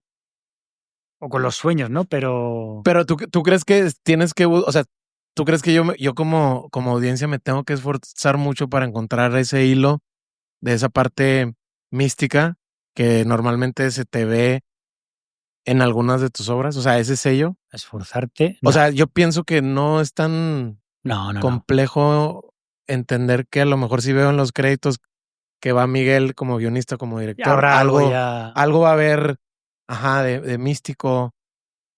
Sí, decía hay un director, Truffaut decía que el estilo es lo que queda a pesar de uno mismo. Y yo creo que eso será lo que está a pesar mío. O sea, no que yo lo pretenda, sino que al final a lo mejor eso es lo que es una de las, pues de las, sí, a lo mejor una de las huellas, ¿no? Que está a pesar de uno incluso. Claro. O sea, que uno no... Sí, es como tu esencia. Está ahí. Pues puede ser, no sé, puede ser. Ya te dejé pensando, Miguel. ¿Quién sabe? Ajá. Oye, a ver, este don que muchas veces caracteriza a los cineastas sobre esta confianza que generan ustedes para que la gente les cuente sus historias. ¿Cómo la entiendes tú? O sea, quisiera entender si sabes de alguna manera como que qué botones presionar para provocarlo. Digo, y tú me vas diciendo el alcance de I Want to Believe, que todavía yo sé que tiene todavía un lapso para salir Ajá. a público, pero por ejemplo en esa o en estos documentales, pues al final del día la gente te cuenta hasta sus Sí, sí. propios sueños, Exacto. que no es para nada algo a la ligera. ¿Tienes tú cómo logras esa parte de que la gente... Pues mira, eso al cabo de los años y por lo que uno se ha dado cuenta, creo que eso sí puede ser que sea algo no, talento no sería la palabra, pero creo que eso sí es algo que o uno tiene o no lo vas a lograr, por más entrenamiento y, y coach así que te digan, no, para seducir. Yo creo que es como, ¿sabes cuando dicen que los perros huelen en miedo? Eso pasa con las personas a las que te acercas y vas a querer filmarlas y hablar con ellas. Enseguida saben cuando alguien va con autenticidad y honestidad y sobre todo cuando no les mira por encima del hombro, ni desde abajo, ni... Es decir, ni a un superpersonaje verlo desde la postura de, wow, voy a hablar con Billy Mayer, ¿no? O en el caso de Patrick Harpur, un filósofo que entrevistamos para Greenberg, Sí, sí, sí. yo era súper fan de él, o sea, su libro de el fuego secreto de los filósofos, una historia de la imaginación que recomiendo muchísimo, me fascina y es como de, wow, voy a conocer al tipo que lo escribió. Y para I Want to Believe también fuimos ahí, a su casa, y también hablamos del tema que ocupa I Want to Believe.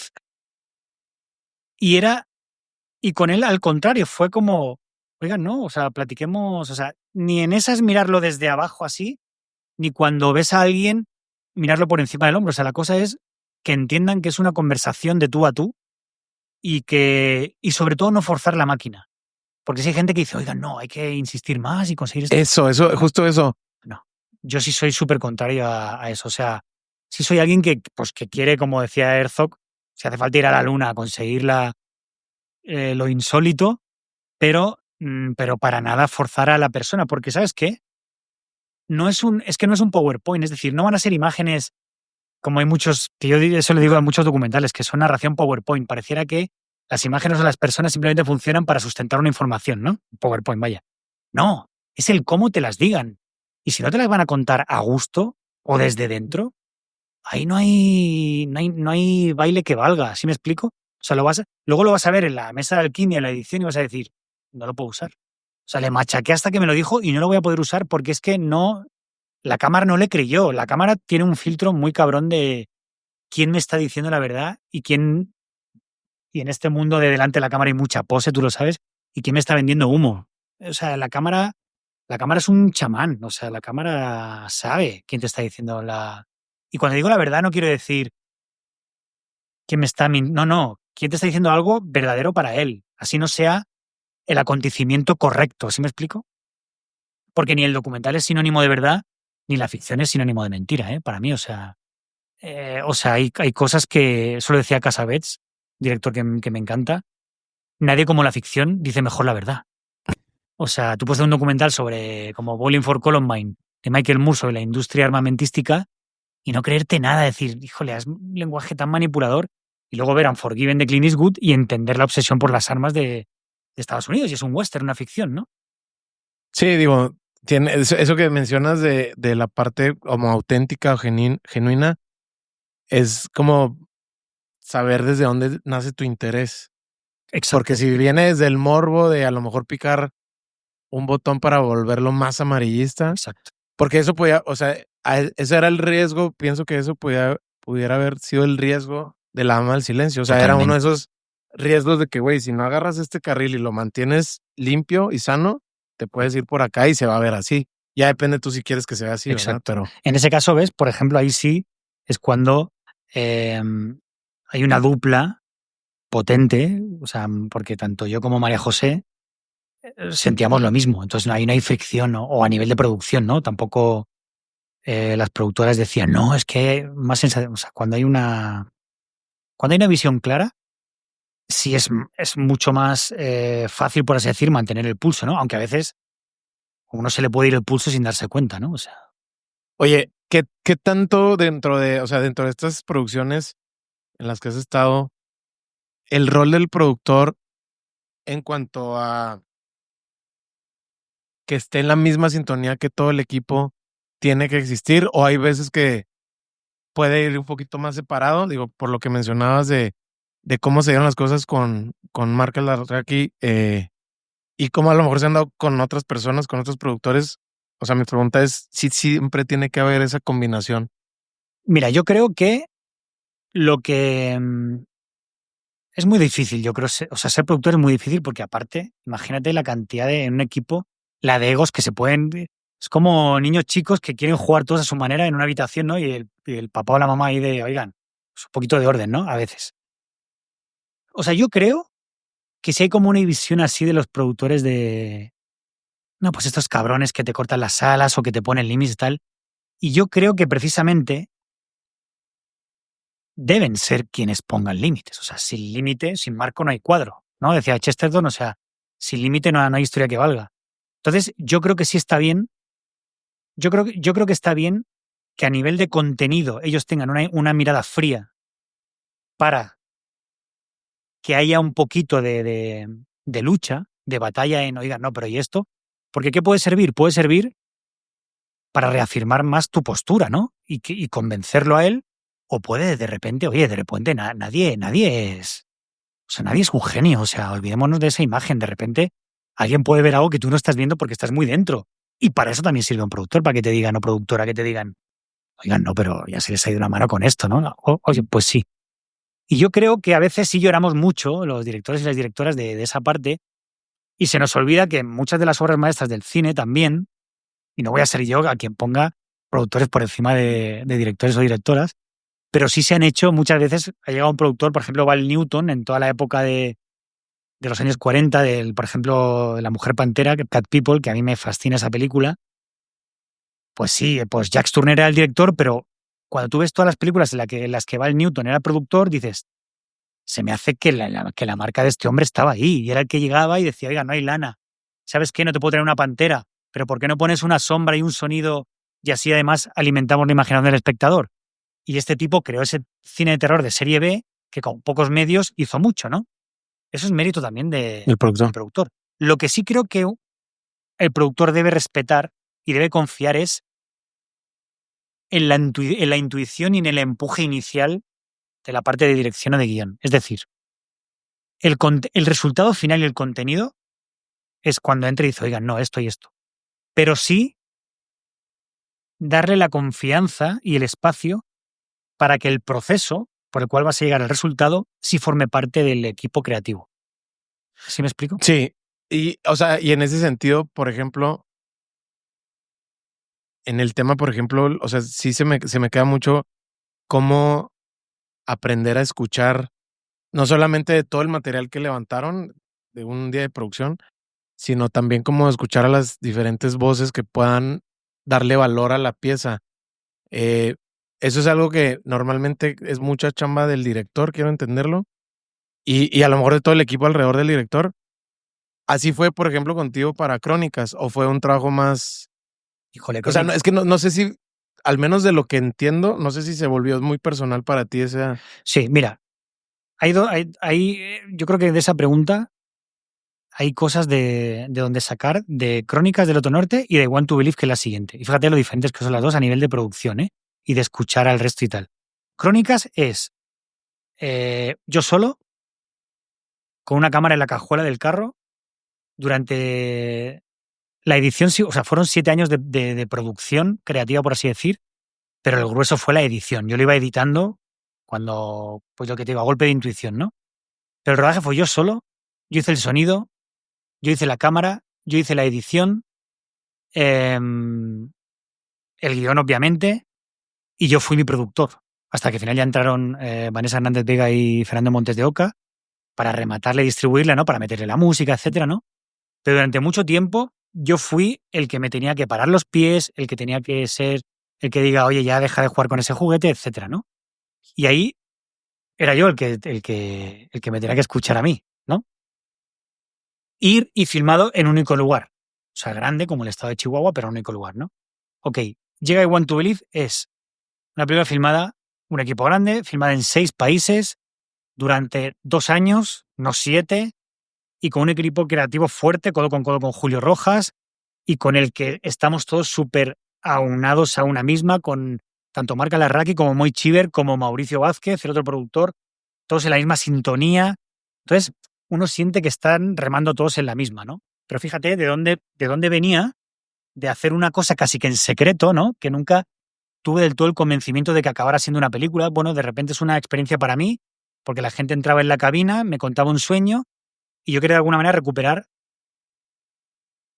el placer por escuchar historias, porque ya estaba un poco agotado. Llegó un momento que estaba agotado de conocer los entresijos de cómo se narra una historia. Entonces, cuando ya te sabes tanto el truco, pues ya no le ves la magia. Entonces era como un intento de un reset mío, de dónde le hago yo para volver a escuchar historias y que me nazca otra vez esta epifanía que yo sentí cuando era pequeño. Y de repente fue escuchando sueños. ¿Cuántos sueños aparecen? ¿Se puede saber? Yo llegué a escuchar unos 300, Ok. dejé registrados, la gente entraba, yo tenía una pequeña grabadora, pues espero que la gente lo vea, tampoco quiero desvelar mucho, y acabaron quedando, híjole, pues no sé decirte. La película dura 90 minutos, hora Ok. y media, pero Sí, yo creo que mucho menos de la mitad. no, mucho Sí, menos, ¿verdad? mucho menos. De hecho, digo, si tuviéramos tiempo, o sea, te podría decir, mira, el sueño el otro, o sea, sí, no, en mucho menos que 15, 17, 20, no sé, algo así. O sea, realmente, y todavía no sé, entre ellos fueron contando la historia. Que esa fue otra, claro, cuál elegir, cuál sí, cuál no y por Qué qué. difícil. Eso fue toda una experiencia en el proceso, que otra vez, lo que te decía, que cada historia creo que te pide un proceso distinto. Aquí encontré, al menos para mí, encontré un poquito la tecla correcta viendo Twin Peaks de David Lynch. La serie de los 90. Como la primera oleada, que tiene varias temporadas, pero no esta última que hizo. Y yo, porque me ocurrió una cosa muy, muy curiosa, que es que una serie, no sé si la has visto. Sí. Bueno. Bueno, no, perdón, la de los 90 no. ¿Hablas de Twin Peaks? No. Sí. Bueno, es David Lynch. Es algo que tú no te imaginas para verlo en familia, ¿no? Así de entrada, ¿no? Para quien no lo conozca, pues bueno, pues de repente te aparece un enano bailando, a veces una cortina y te pasas a otro portal dimensional, de repente la gente habla un idioma que no entiendes. Se abren muchos planos de realidad, ¿no?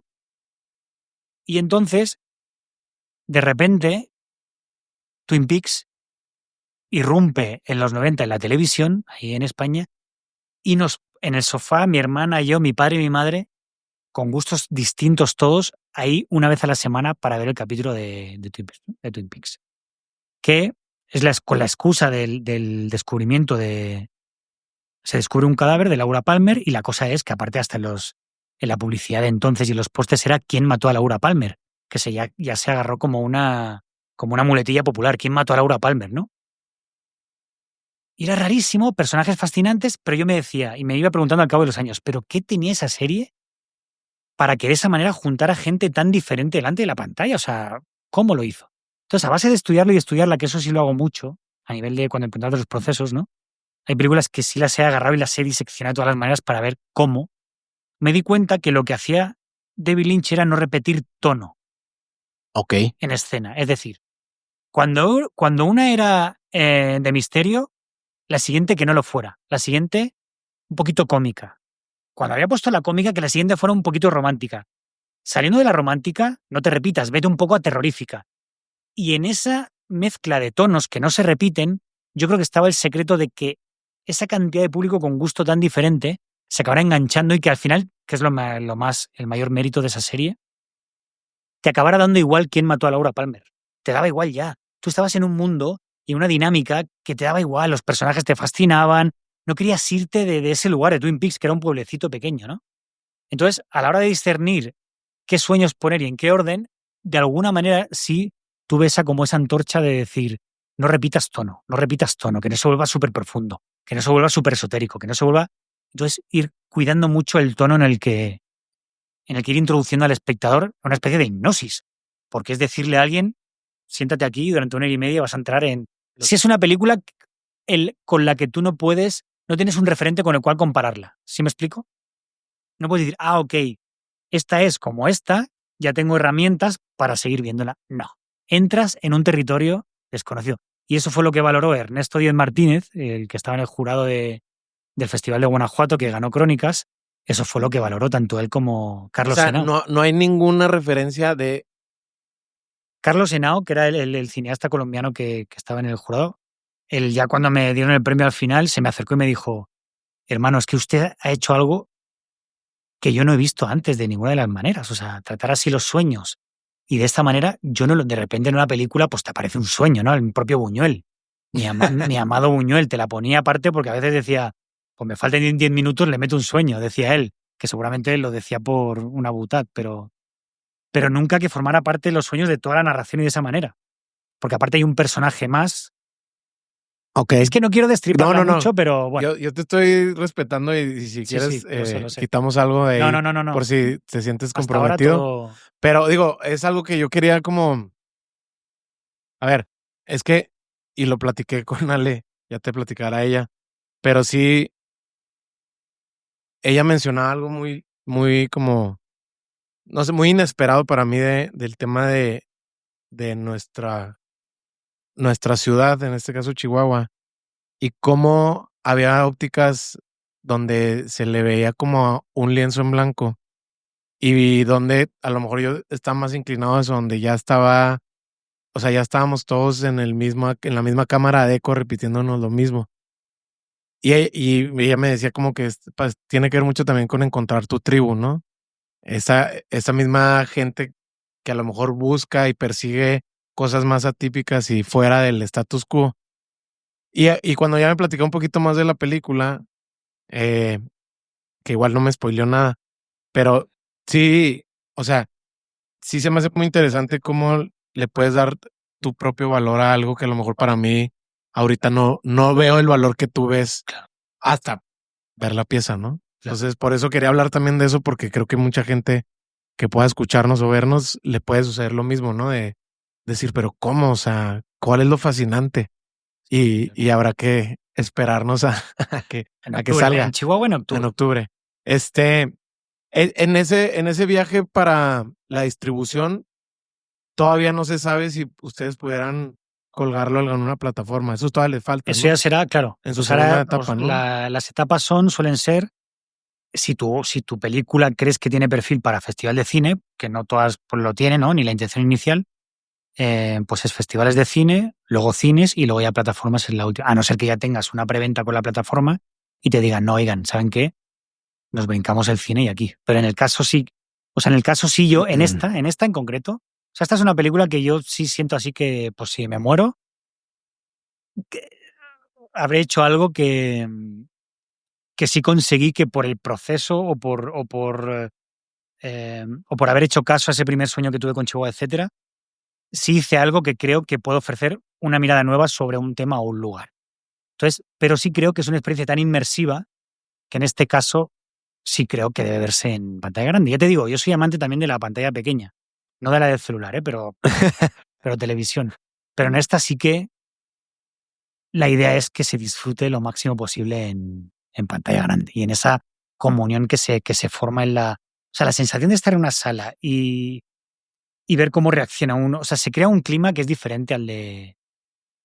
Sí, es muy íntimo. Sí, para mí es muy exacto, íntimo. Exacto. Digo, para mí así lo veo. ¿Te sigue pasando que siguen llegando a ti historias que quisieras contar desde el ángulo que quisieras tú darle?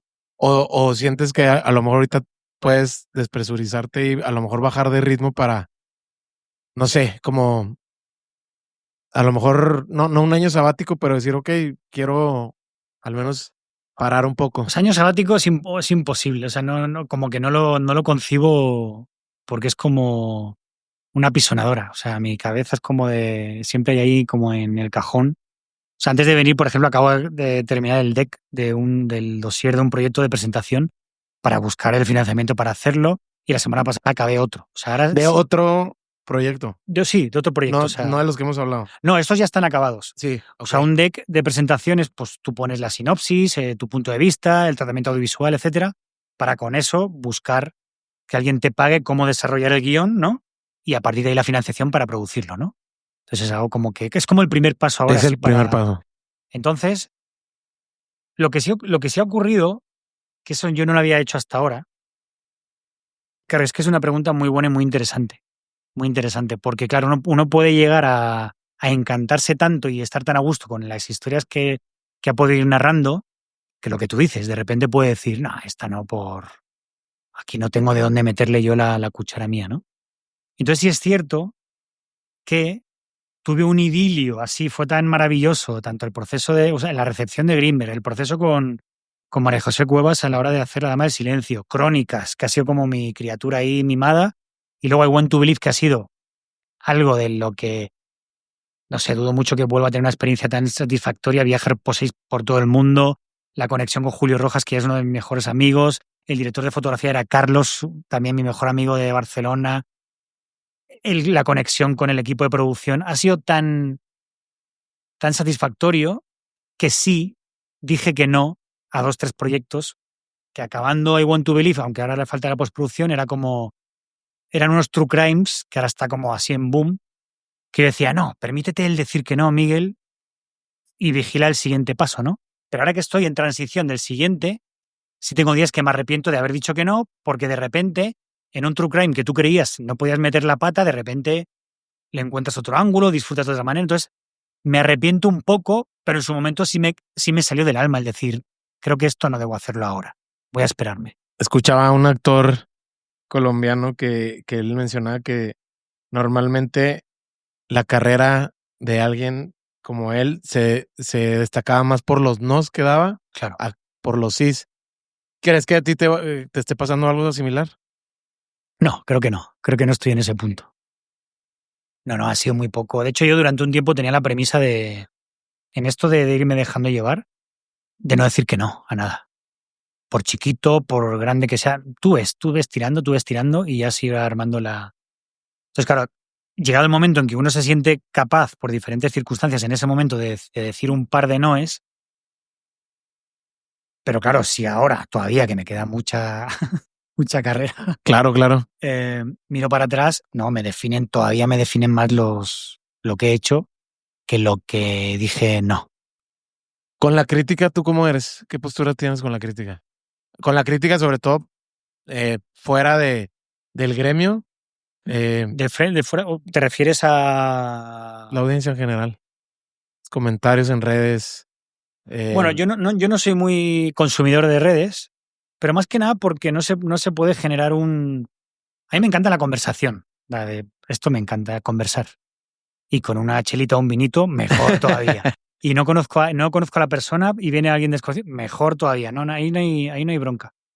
Pero hay tanta necesidad. ¿Sabes qué pasa? Que yo a veces lo digo, lo malo es que opinar es gratis. Cuando empiezan a cobrar, ya será diferente. Pero la gente tiene una necesidad de opinar como si su opinión lo hubiera pedido alguien. ¿Sí me explico? Totalmente. Con esa vehemencia. Y una cosa es como decir, ¿sabes que a mí no me gustó? Todo bien, oye, ¿por qué no? Y lo que te digo, conversar, o sea, a mí no me gusta estar con gente que tenga mis mismas afinidades porque al final sigue siendo aburrido. La cosa es... Lo que sí veo que hay como en esta necesidad de opinar, y como el cine sigue siendo algo muy atractivo, lo que te digo, que no lo va a matar nadie, y a la vista está de la cantidad también de jóvenes que están abriendo canales, ¿no? De TikTok o de tal, para dar su opinión sobre películas, ¿no? Entonces yo, todo bien con eso, ya te digo, o sea, cuanto más le sumemos al carro del cine, mejor. Cuanto más seamos en la fiesta, más divertido. Lo único que sí hay que tener en cuenta, no por ellos, yo me encanta porque de repente algunos hasta saben que son un personaje y todo, ¿no? Y todo bien con eso, no dejan de ser actores interpretando un papel de alguien que opina, ¿no? Pero sí alguien debería de tener cuidado al recibir esa crítica porque deben de tener en cuenta, y a veces yo leyendo de repente que críticas y de repente del Daily News, del Rolling Stones, del New York Times, tal, checas la edad de quien ha escrito. Ok. Y entonces sospecho también por el nivel de referencias que usan a la hora de criticar una película. A la hora de criticar quiero decir de comentar, no que sea mala. Criticar como opinión formada. Mucho me temo a veces por lo que leo que no han visto, que empezaron a ver cine siendo muy optimista de Tarantino hacia acá. Siendo muy optimista, cuidado. Cuando, claro, ¿qué ocurre? Tarantino es una maravilla. A mí Once Upon a Time in Hollywood, la última, de hecho, que no es la que más gusta, a mí me fascina. O sea, es una película, yo le digo a algunas películas cabaña. Esas que estás dentro y yo la puedo ver. O sea, editando I Want to Believe, he visto Zodiac de David Fincher una vez al mes. ¿En serio? Durante un año. Fácil. Fácil a veces que 2. Y la sigo disfrutando.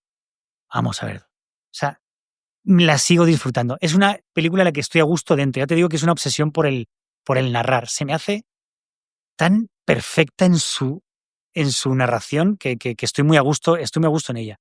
Y en cierta manera, Once Upon a Time in Hollywood, Tarantino, que ya hace tiempo como que no me acaba de enganchar con él, lo mismo. O sea, ese recrearse en ese paseo de Brad Pitt con el carro ahí por Los Ángeles, detenerse en los detalles que él quiera. Creo que eso es lo que hace que un director tenga una mirada y que su narración no sea PowerPoint de información. No, esto no me sirve, metamos una información que sirva. Es que no tiene todo que servir. O sea, cuando Caravaggio agarra los temas de siempre, los santos o los mitológicos, y de repente te pone a un santo con el pie sucio, que nadie lo había hecho, le está aportando algo diferente a un tema ya muy conocido. Esa es su mirada, ¿no? O sea, ese es su aporte. Y la luz. Y de repente Caravaggio rompe esquemas y ya, pues como Tarantino, o sea, rompió esquemas en los 90 y todo el mundo quiso hacer pelis a la Tarantino. ¿Por qué no le sale a nadie más una peli a la Pulp Fiction o a la Reservoir Dogs? Porque por más que pongas a gángster con corbata hablando de pendejadas o de Madonna, cuando no toca, tú no has seguido el proceso que él ha seguido para hacerlo, y es ahí donde voy. Tú puedes quedarte en lo superficial de una receta, pero no te va a salir el mole, no te va a salir si no haces un proceso con todos los ingredientes, tú de descubrir. Híjole, pues de repente en lugar de más comino le quito y le pongo. Es un proceso tuyo, entonces no puedes agarrar los highlights de un cineasta e intentar imitarlo, porque no te va a salir porque no has seguido su proceso creativo, que es donde está realmente la mirada, vaya. Y por eso la IA no va a poder sustituir la mirada de un artista, porque se ha brincado el proceso. Es una trituradora que resume algo y te pone la esencia de algo. ¿Sí me explico? Pero al no haber un proceso, no hay una mirada en concreto. Y la mirada que hace discrimina algo para poder mirar algo, ¿no? Yo te miro desde aquí y no estoy viendo que hay aquí. Así de sencillo. Pero si me pongo allá, te estoy viendo a ti y estoy viendo lo que tengo aquí, ¿no? Eso es ser un artista. O sea, mirar las cosas desde un ángulo desde el que no ves otras cosas. ¿Sí me explico? Sí. Ya no sé ni lo que me hayas preguntado. No, pero a ver, por ejemplo, me quiero quedar ahí. ¿Qué tanto crees que, por ejemplo, a lo mejor en el caso de Quentin Tarantino, o estos directores que ya se metieron en la cultura Popular, pop, ¿no? pero ya en un nivel fuera de Estados Unidos, ¿no? Exacto, sí, exacto, universal. ¿Crees que ellos sigan atendiendo solamente a su búsqueda creativa o también cumplen ya con ciertos intereses, pues que la misma industria, en este caso Hollywood, ¿no? Pues mira, precisamente en el caso de Tarantino creo que, y qué suerte tiene, claro, creo que es de los pocos que puede hacer lo que se le cante, o sea, quiero decir. ¿Crees que son pocos ahorita? Sí. En ese nivel. Sí. De hecho, ahora ya lo ha anunciado, va a hacer la segunda parte de Once Upon a Time in Hollywood, pero ha elegido a David Fincher para que la dirija. Porque él dice que solo él y Fincher ahora mismo están a la altura para narrar según de qué manera y según qué historia. ¿Estás de acuerdo tú con eso? Entonces, no. Quiero decir, yo lo que también creo es que, y eso sí me gusta de él, que él ofrece espectáculo hasta en las entrevistas, ¿sí me explico? Sí, quiero decir, es un tipo es que muy showman. antes de quedarse callado va a decir una cosa que al rato, él mismo estoy seguro que al decir esto de Fincher, lo único él y yo, mira, hay un director, Godard, de la nueva ola francesa de los 60, 70, empezó en los 50, que una entrevista en televisión, estaban entrevistando y entonces en un telediario, de hecho, un noticiero, la entrevistadora le preguntó algo sobre un tema de la actualidad, ¿no? Él en ese momento era un boom, era un iconoclasta, un irreverente, ¿no? Y estaba como de moda.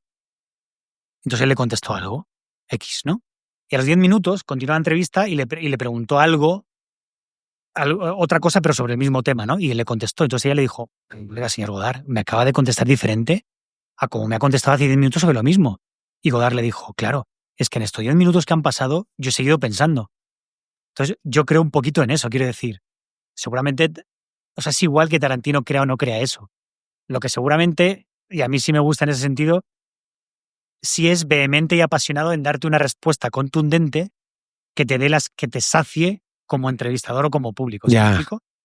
Él es un amante y por eso es un amante de la narración. Él narra hasta respondiendo preguntas, yo creo. Sí, no se va a quedar sí. así en un punto medio. Sí, o sea, para mí verlo en podcast se me hace muy, muy, muy agradable escucharlo. Tiene uno él, ¿verdad?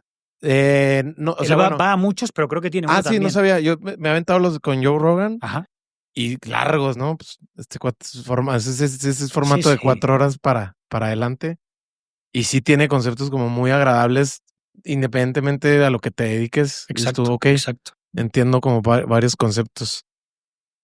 Oye, Miguel, yo espero no ver esto luego o decir, híjole, ¿por qué dije eso? Que ya no me acuerdo. Pero no, bueno, vamos bien. todo No te sea preocupes. por el... A ver, sí quería entender esa parte de por qué crees que te describan muchas veces como un detective existencial. ¿Qué piensas tú de eso? Híjole, yo encantado. No sé quién ha dicho eso, pero se lo agradezco mucho. Pues sí, o sea, detective existencial. No, pues con amigos así, pues... o sea, y eso quizás sí lo he, a lo mejor sí lo he expresado alguna vez como que procuro tener pero eso en la vida, no solo a la hora de crear. Esa actitud de detective de estar alerta, ¿sabes? O sea, de estar alerta en los detalles, porque los detalles es como... De repente es donde se revelan ciertas diferencias, donde un tema agarra fuerza. Y yo a veces voy a un lugar y me estoy aburriendo y de repente empiezo a plantear hipótesis de, bueno, ¿y si el cámara en realidad es un cabrón que ha venido aquí? Porque, ¿sí me explico? O sea, empiezo a generar ahí como una... Y la realidad me ha ido respondiendo, me ha ido ofreciendo historias extraordinarias. Entonces, claro, y eso es lo que para mí es el sentido de la existencia, realmente es eso, o sea, es como estar en actitud detectivesca para encontrar lo extraordinario en lo ordinario. Eso sería, que creo que por lo O que sea, dices, esa búsqueda sí tiene entonces un límite. un límite. Sí, o sea, me refiero, cuando tú encuentras lo extraordinario de lo ordinario, ahí es donde ya estás. Ahí me quedo Sí, y escarbo. satisfecho. Y escarbo, y Ajá. escarbo. Claro, no me quedo, pero no me quedo. Ajá.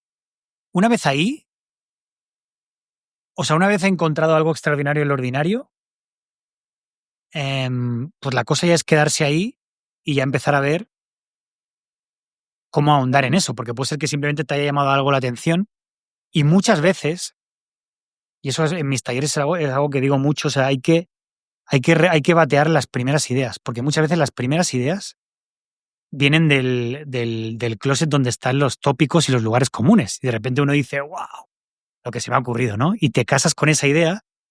Hitchcock el director decía eso, que por la noche tenía un cuadernito en la mesita, ¿no?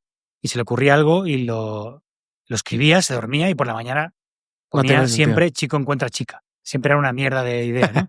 Decía, no, yo pensaba que era... Yo tenía esa idea muy similar a la que dices, de normalmente cuando tienes una idea fresca, deja que pasen 24 horas y si te sigue pareciendo muy atractiva, compártesela a alguien cercano para ver si ya cuando la verbalizas sigue siendo, o sea, le vas poniendo como ciertas aduanas, ¿no? A la misma idea, por así decirlo. Incluso hay veces, fíjate, que ahí vuelvo otra vez a lo de mantener el secreto a veces, lo de esto del mundo se mantiene por el secreto. Y no sé, y también, fíjate, pero depende de la idea, claro, no vamos a llegar a una conclusión, a un punto de acuerdo. El platicarlas, pues ahí puedes ver cómo reacciona. Pero es que ya hay veces que creo que hay que dejarlas escondidas. ¿Sí me explico? O sea, escondidas. Y no platicarlas porque de repente es un globo que está medio inflado todavía. O sea, no está inflado todavía. Entonces ya hay veces que prefiero como que quede macerándose ahí, ¿sabes? En el reposo, en lugar de... Porque sí hay gente que sé que afina a mí, a la que le tengo confianza y le puedo decir, oye, ¿esto qué te parece? Pero suelo ser muy prudente en ese día que llega que digo, tengo esto, ¿qué te parece?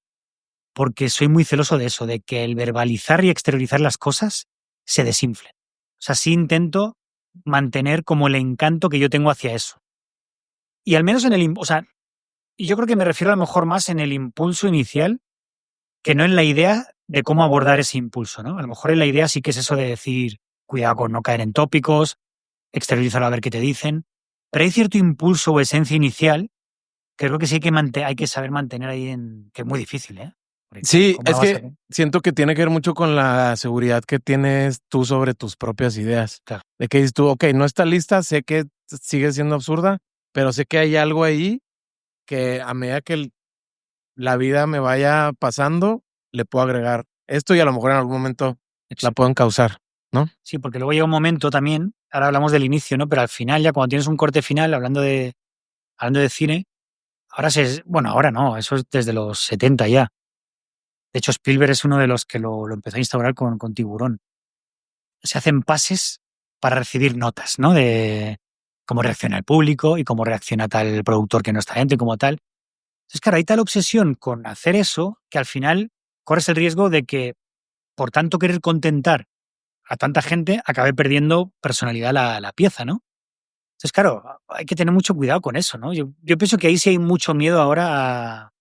Bueno, y luego a la corrección política, claro, a ver qué sensibilidades voy a herir, qué target de público puedo pegarle o no, si chiquitos y grandes. Entonces yo creo que a veces hay que olvidarse más de hacer algo universal, porque hay veces, y la historia lo demuestra, que cuanto más particular eres en algo y más concreto, de repente pega más porque lo sienten más auténtico.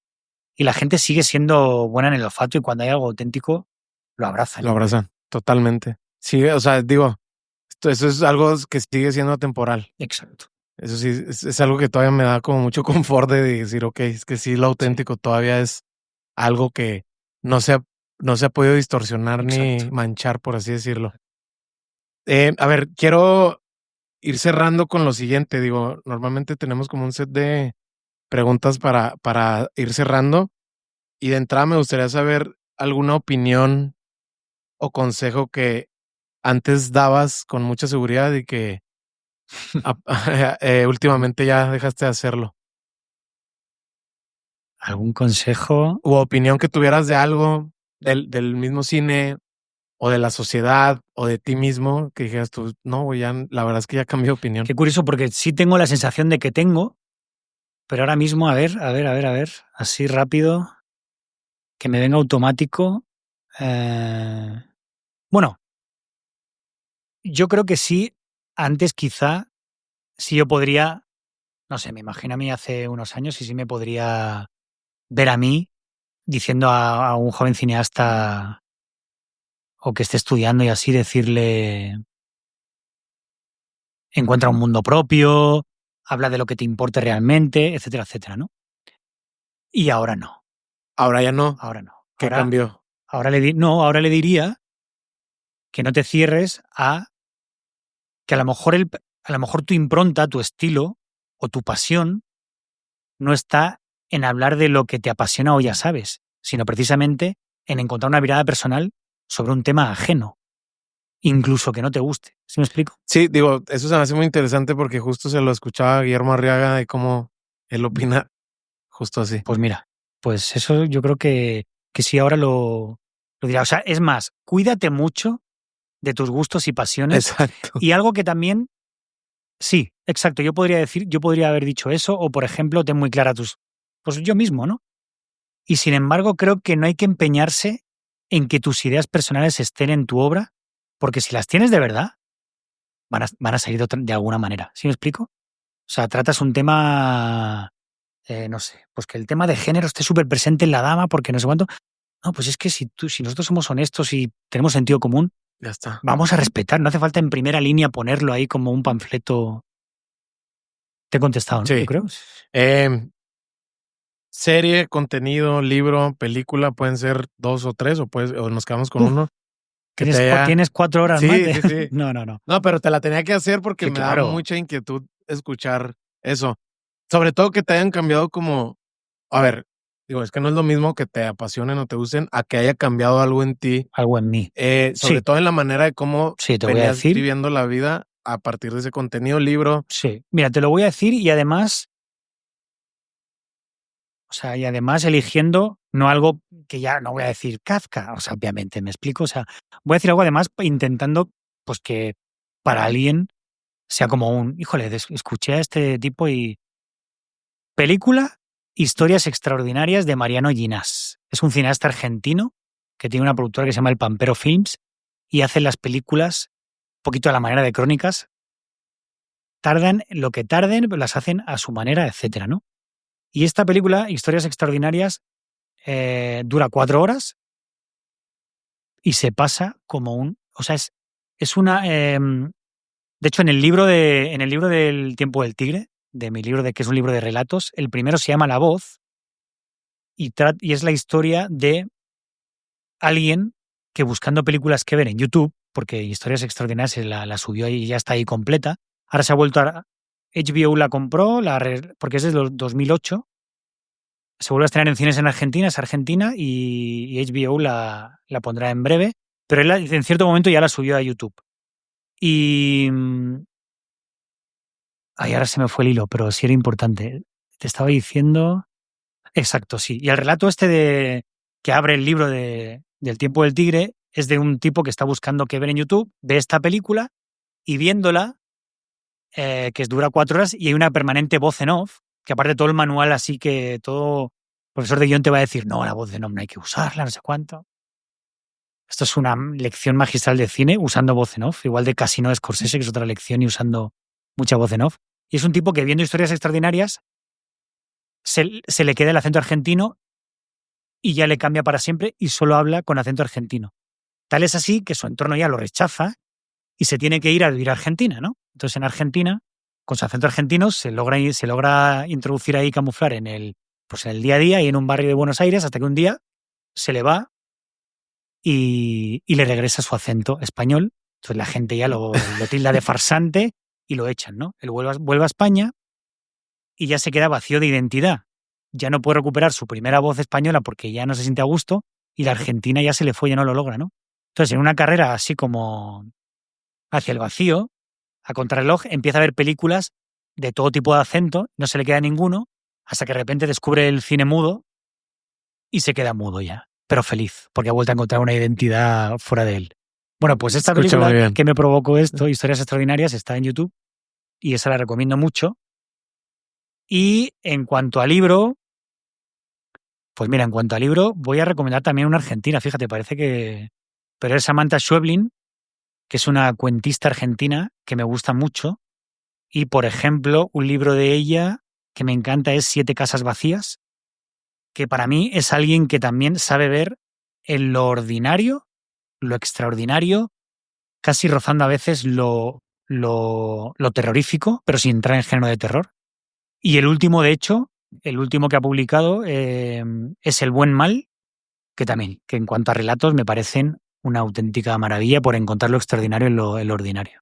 Perfecto. Esa sería mi recomendación. Y por último, peor consejo que te han dado, lo hayas seguido o no, a lo que quieras, digo, normalmente. Peor consejo que me hayan dado. Pues mira, sí, te lo voy a decir, me lo dio una profesora, de hecho. Una profesora, yo escribía desde muy chico ya, de hecho presenté una novela con 8 años ahí en una tarea de clase y la maestra de aquel momento no me lo calificó porque me dijo que seguramente me hubiera copiado. Por favor, dime qué novela has copiado. Se llama Retorno al pasado y yo decía, claro, eso me hizo cohibirme y no exteriorizar lo que escribía. Lo escribía y lo guardaba en un cajón. Entonces ya cuando ya acabo lo que aquí sería prepa, para ver qué estudias, ¿no? Pues yo me encantaba la filosofía, me encantaba escribir, narrativa y me encantaba el cine. Pero yo no sentía que ninguna carrera fuera a hacer justicia a esa pasión mía, ¿no? Entonces yo digo, bueno, pues igual métete a trabajar hasta que ya encuentres un lugar donde estudiar cine de verdad y así, ¿no? Pero entonces ella me dijo, no, Miguel, tú es que escribes muy bien y también haces buen comentario de texto, sabes interpretar los libros, tienes que estudiar filología hispánica. De verdad.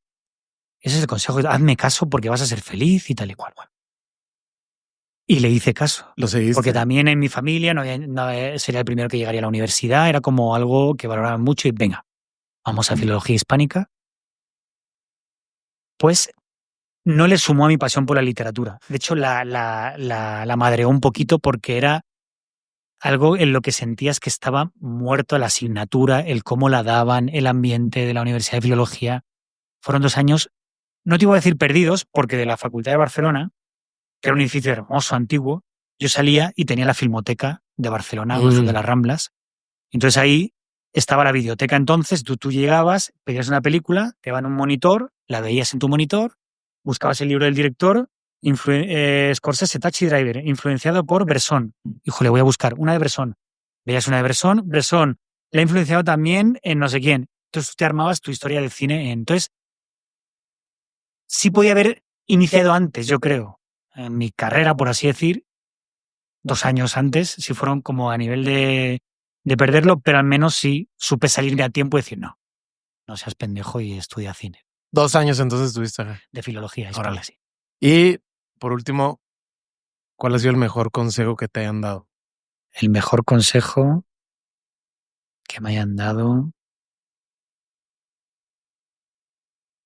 Pues cuando he tenido alguna duda, he tenido la suerte de tener así... que a veces sientes que alguien te conoce mejor que tú mismo. Bueno, a veces no, yo creo que nos conocen mejor que a nosotros mismos, vaya, o sea, al menos yo. Sí he tenido la suerte de 2, 3 amigos de decirme, Miguel, confía en tu intuición. En un momento en el que yo, a lo mejor no, híjole, pero este camino, no, confía en tu intuición. Y ahora, obviamente, a lo que más hago caso ahora es a mi intuición. Perfecto. Miguel, antes de cerrar, hablábamos de Crónicas del Otro Norte. Septiembre, octubre son sus... En septiembre se estrena el 11 de septiembre. Seguramente el 10 ya haya un preestreno en el Tonalá, en Ciudad de México, y en la Cineteca de México, Casa del Cine, como en el circuito. Ya lo iremos ahí anunciando en redes, León de Miguel en Instagram y Benuca Films, la productora, iremos anunciando. Pero a eso, a partir del 10-11 de septiembre se estrena y en octubre ya nos vendremos a Chihuahua para hacer aquí una buena presentaciones, ahí estaré yo también, etcétera. Muy bien. ¿Tu cuenta en Instagram está como @Miguel? León de la letra Miguel, León de Miguel. Perfecto, ahí te pueden encontrar por si alguien te quiere contactar. Claro que sí. No sé si quieres agregar algo más. Pues nada, que he estado muy a gusto. Faltó el vino. Que me gusta, faltó el vino, eso habrá que hacerlo otro día con vino. Que me gusta mucho el nombre de tu podcast. Lateral. Gracias. Porque hay otro libro que se podría recomendar, pero Italo Calvino, un escritor italiano, él recomienda mucho, ante cualquier situación, eso es un buen consejo, el saber lateral, que es el movimiento de la pieza del caballo en el ajedrez. Que en lugar de ir siempre en línea recta, busca siempre el alrededor para poder llegar a un punto, así que... Y cuando vi el lateral me gustó el nombre del... Ya vas. Oye, seguramente esta plática tendrá segunda parte. No sé qué opinas de las segundas partes. Pues yo soy muy... No, en las películas, güey. El Padrino, la mejor es siempre es el recurso. Sí. El recurso. Con un gran... La segunda del Padrino es mejor, pero de ahí en adelante... Bueno. Es que yo creo que es diferente. Si te has quedado con... Es decir, si la primera la acortaste por no pasarte, ahí sí te han quedado cosas. Se vale. Pero eso de agarrar voy a agarrar el vuelito de la primera, ha tenido buen recibimiento y vámonos a la segunda, como la primera experiencia, como la epifanía inicial, no va a haber otra, porque ya tienes algo con lo que comparar. Es lo que te digo de... Es más difícil, creo yo, hacer cocina tradicional que alta cocina. Porque yo tengo un guiso de lentejas y tú puedes compararlo con el de tu abuelito o el de tu mamá. Pero si te hago una esferificación de lenteja con un poquito de no sé cuánto que me invento, como no tienes con qué compararlo, vas a decir, híjole, pues qué interesante plato. Entonces hay que tener cuidado con las segundas partes si la primera fue muy buena ya. Sí, bueno, igual me lo quedo pensando porque a lo mejor dejamos... Pero en mi caso será buena la segunda. Va, perfecto. Muchas gracias, Miguel. A ti. A ver, está clarísimo que esta conversación va a tener segunda parte. Su documental, como lo describen, es prácticamente un poema para Chihuahua y se estrenará primero en Ciudad de México y luego llegará en octubre a Chihuahua. Síguelo en su cuenta de Instagram para que estés atento. Si te gustó la entrevista, compártela con alguien vía WhatsApp.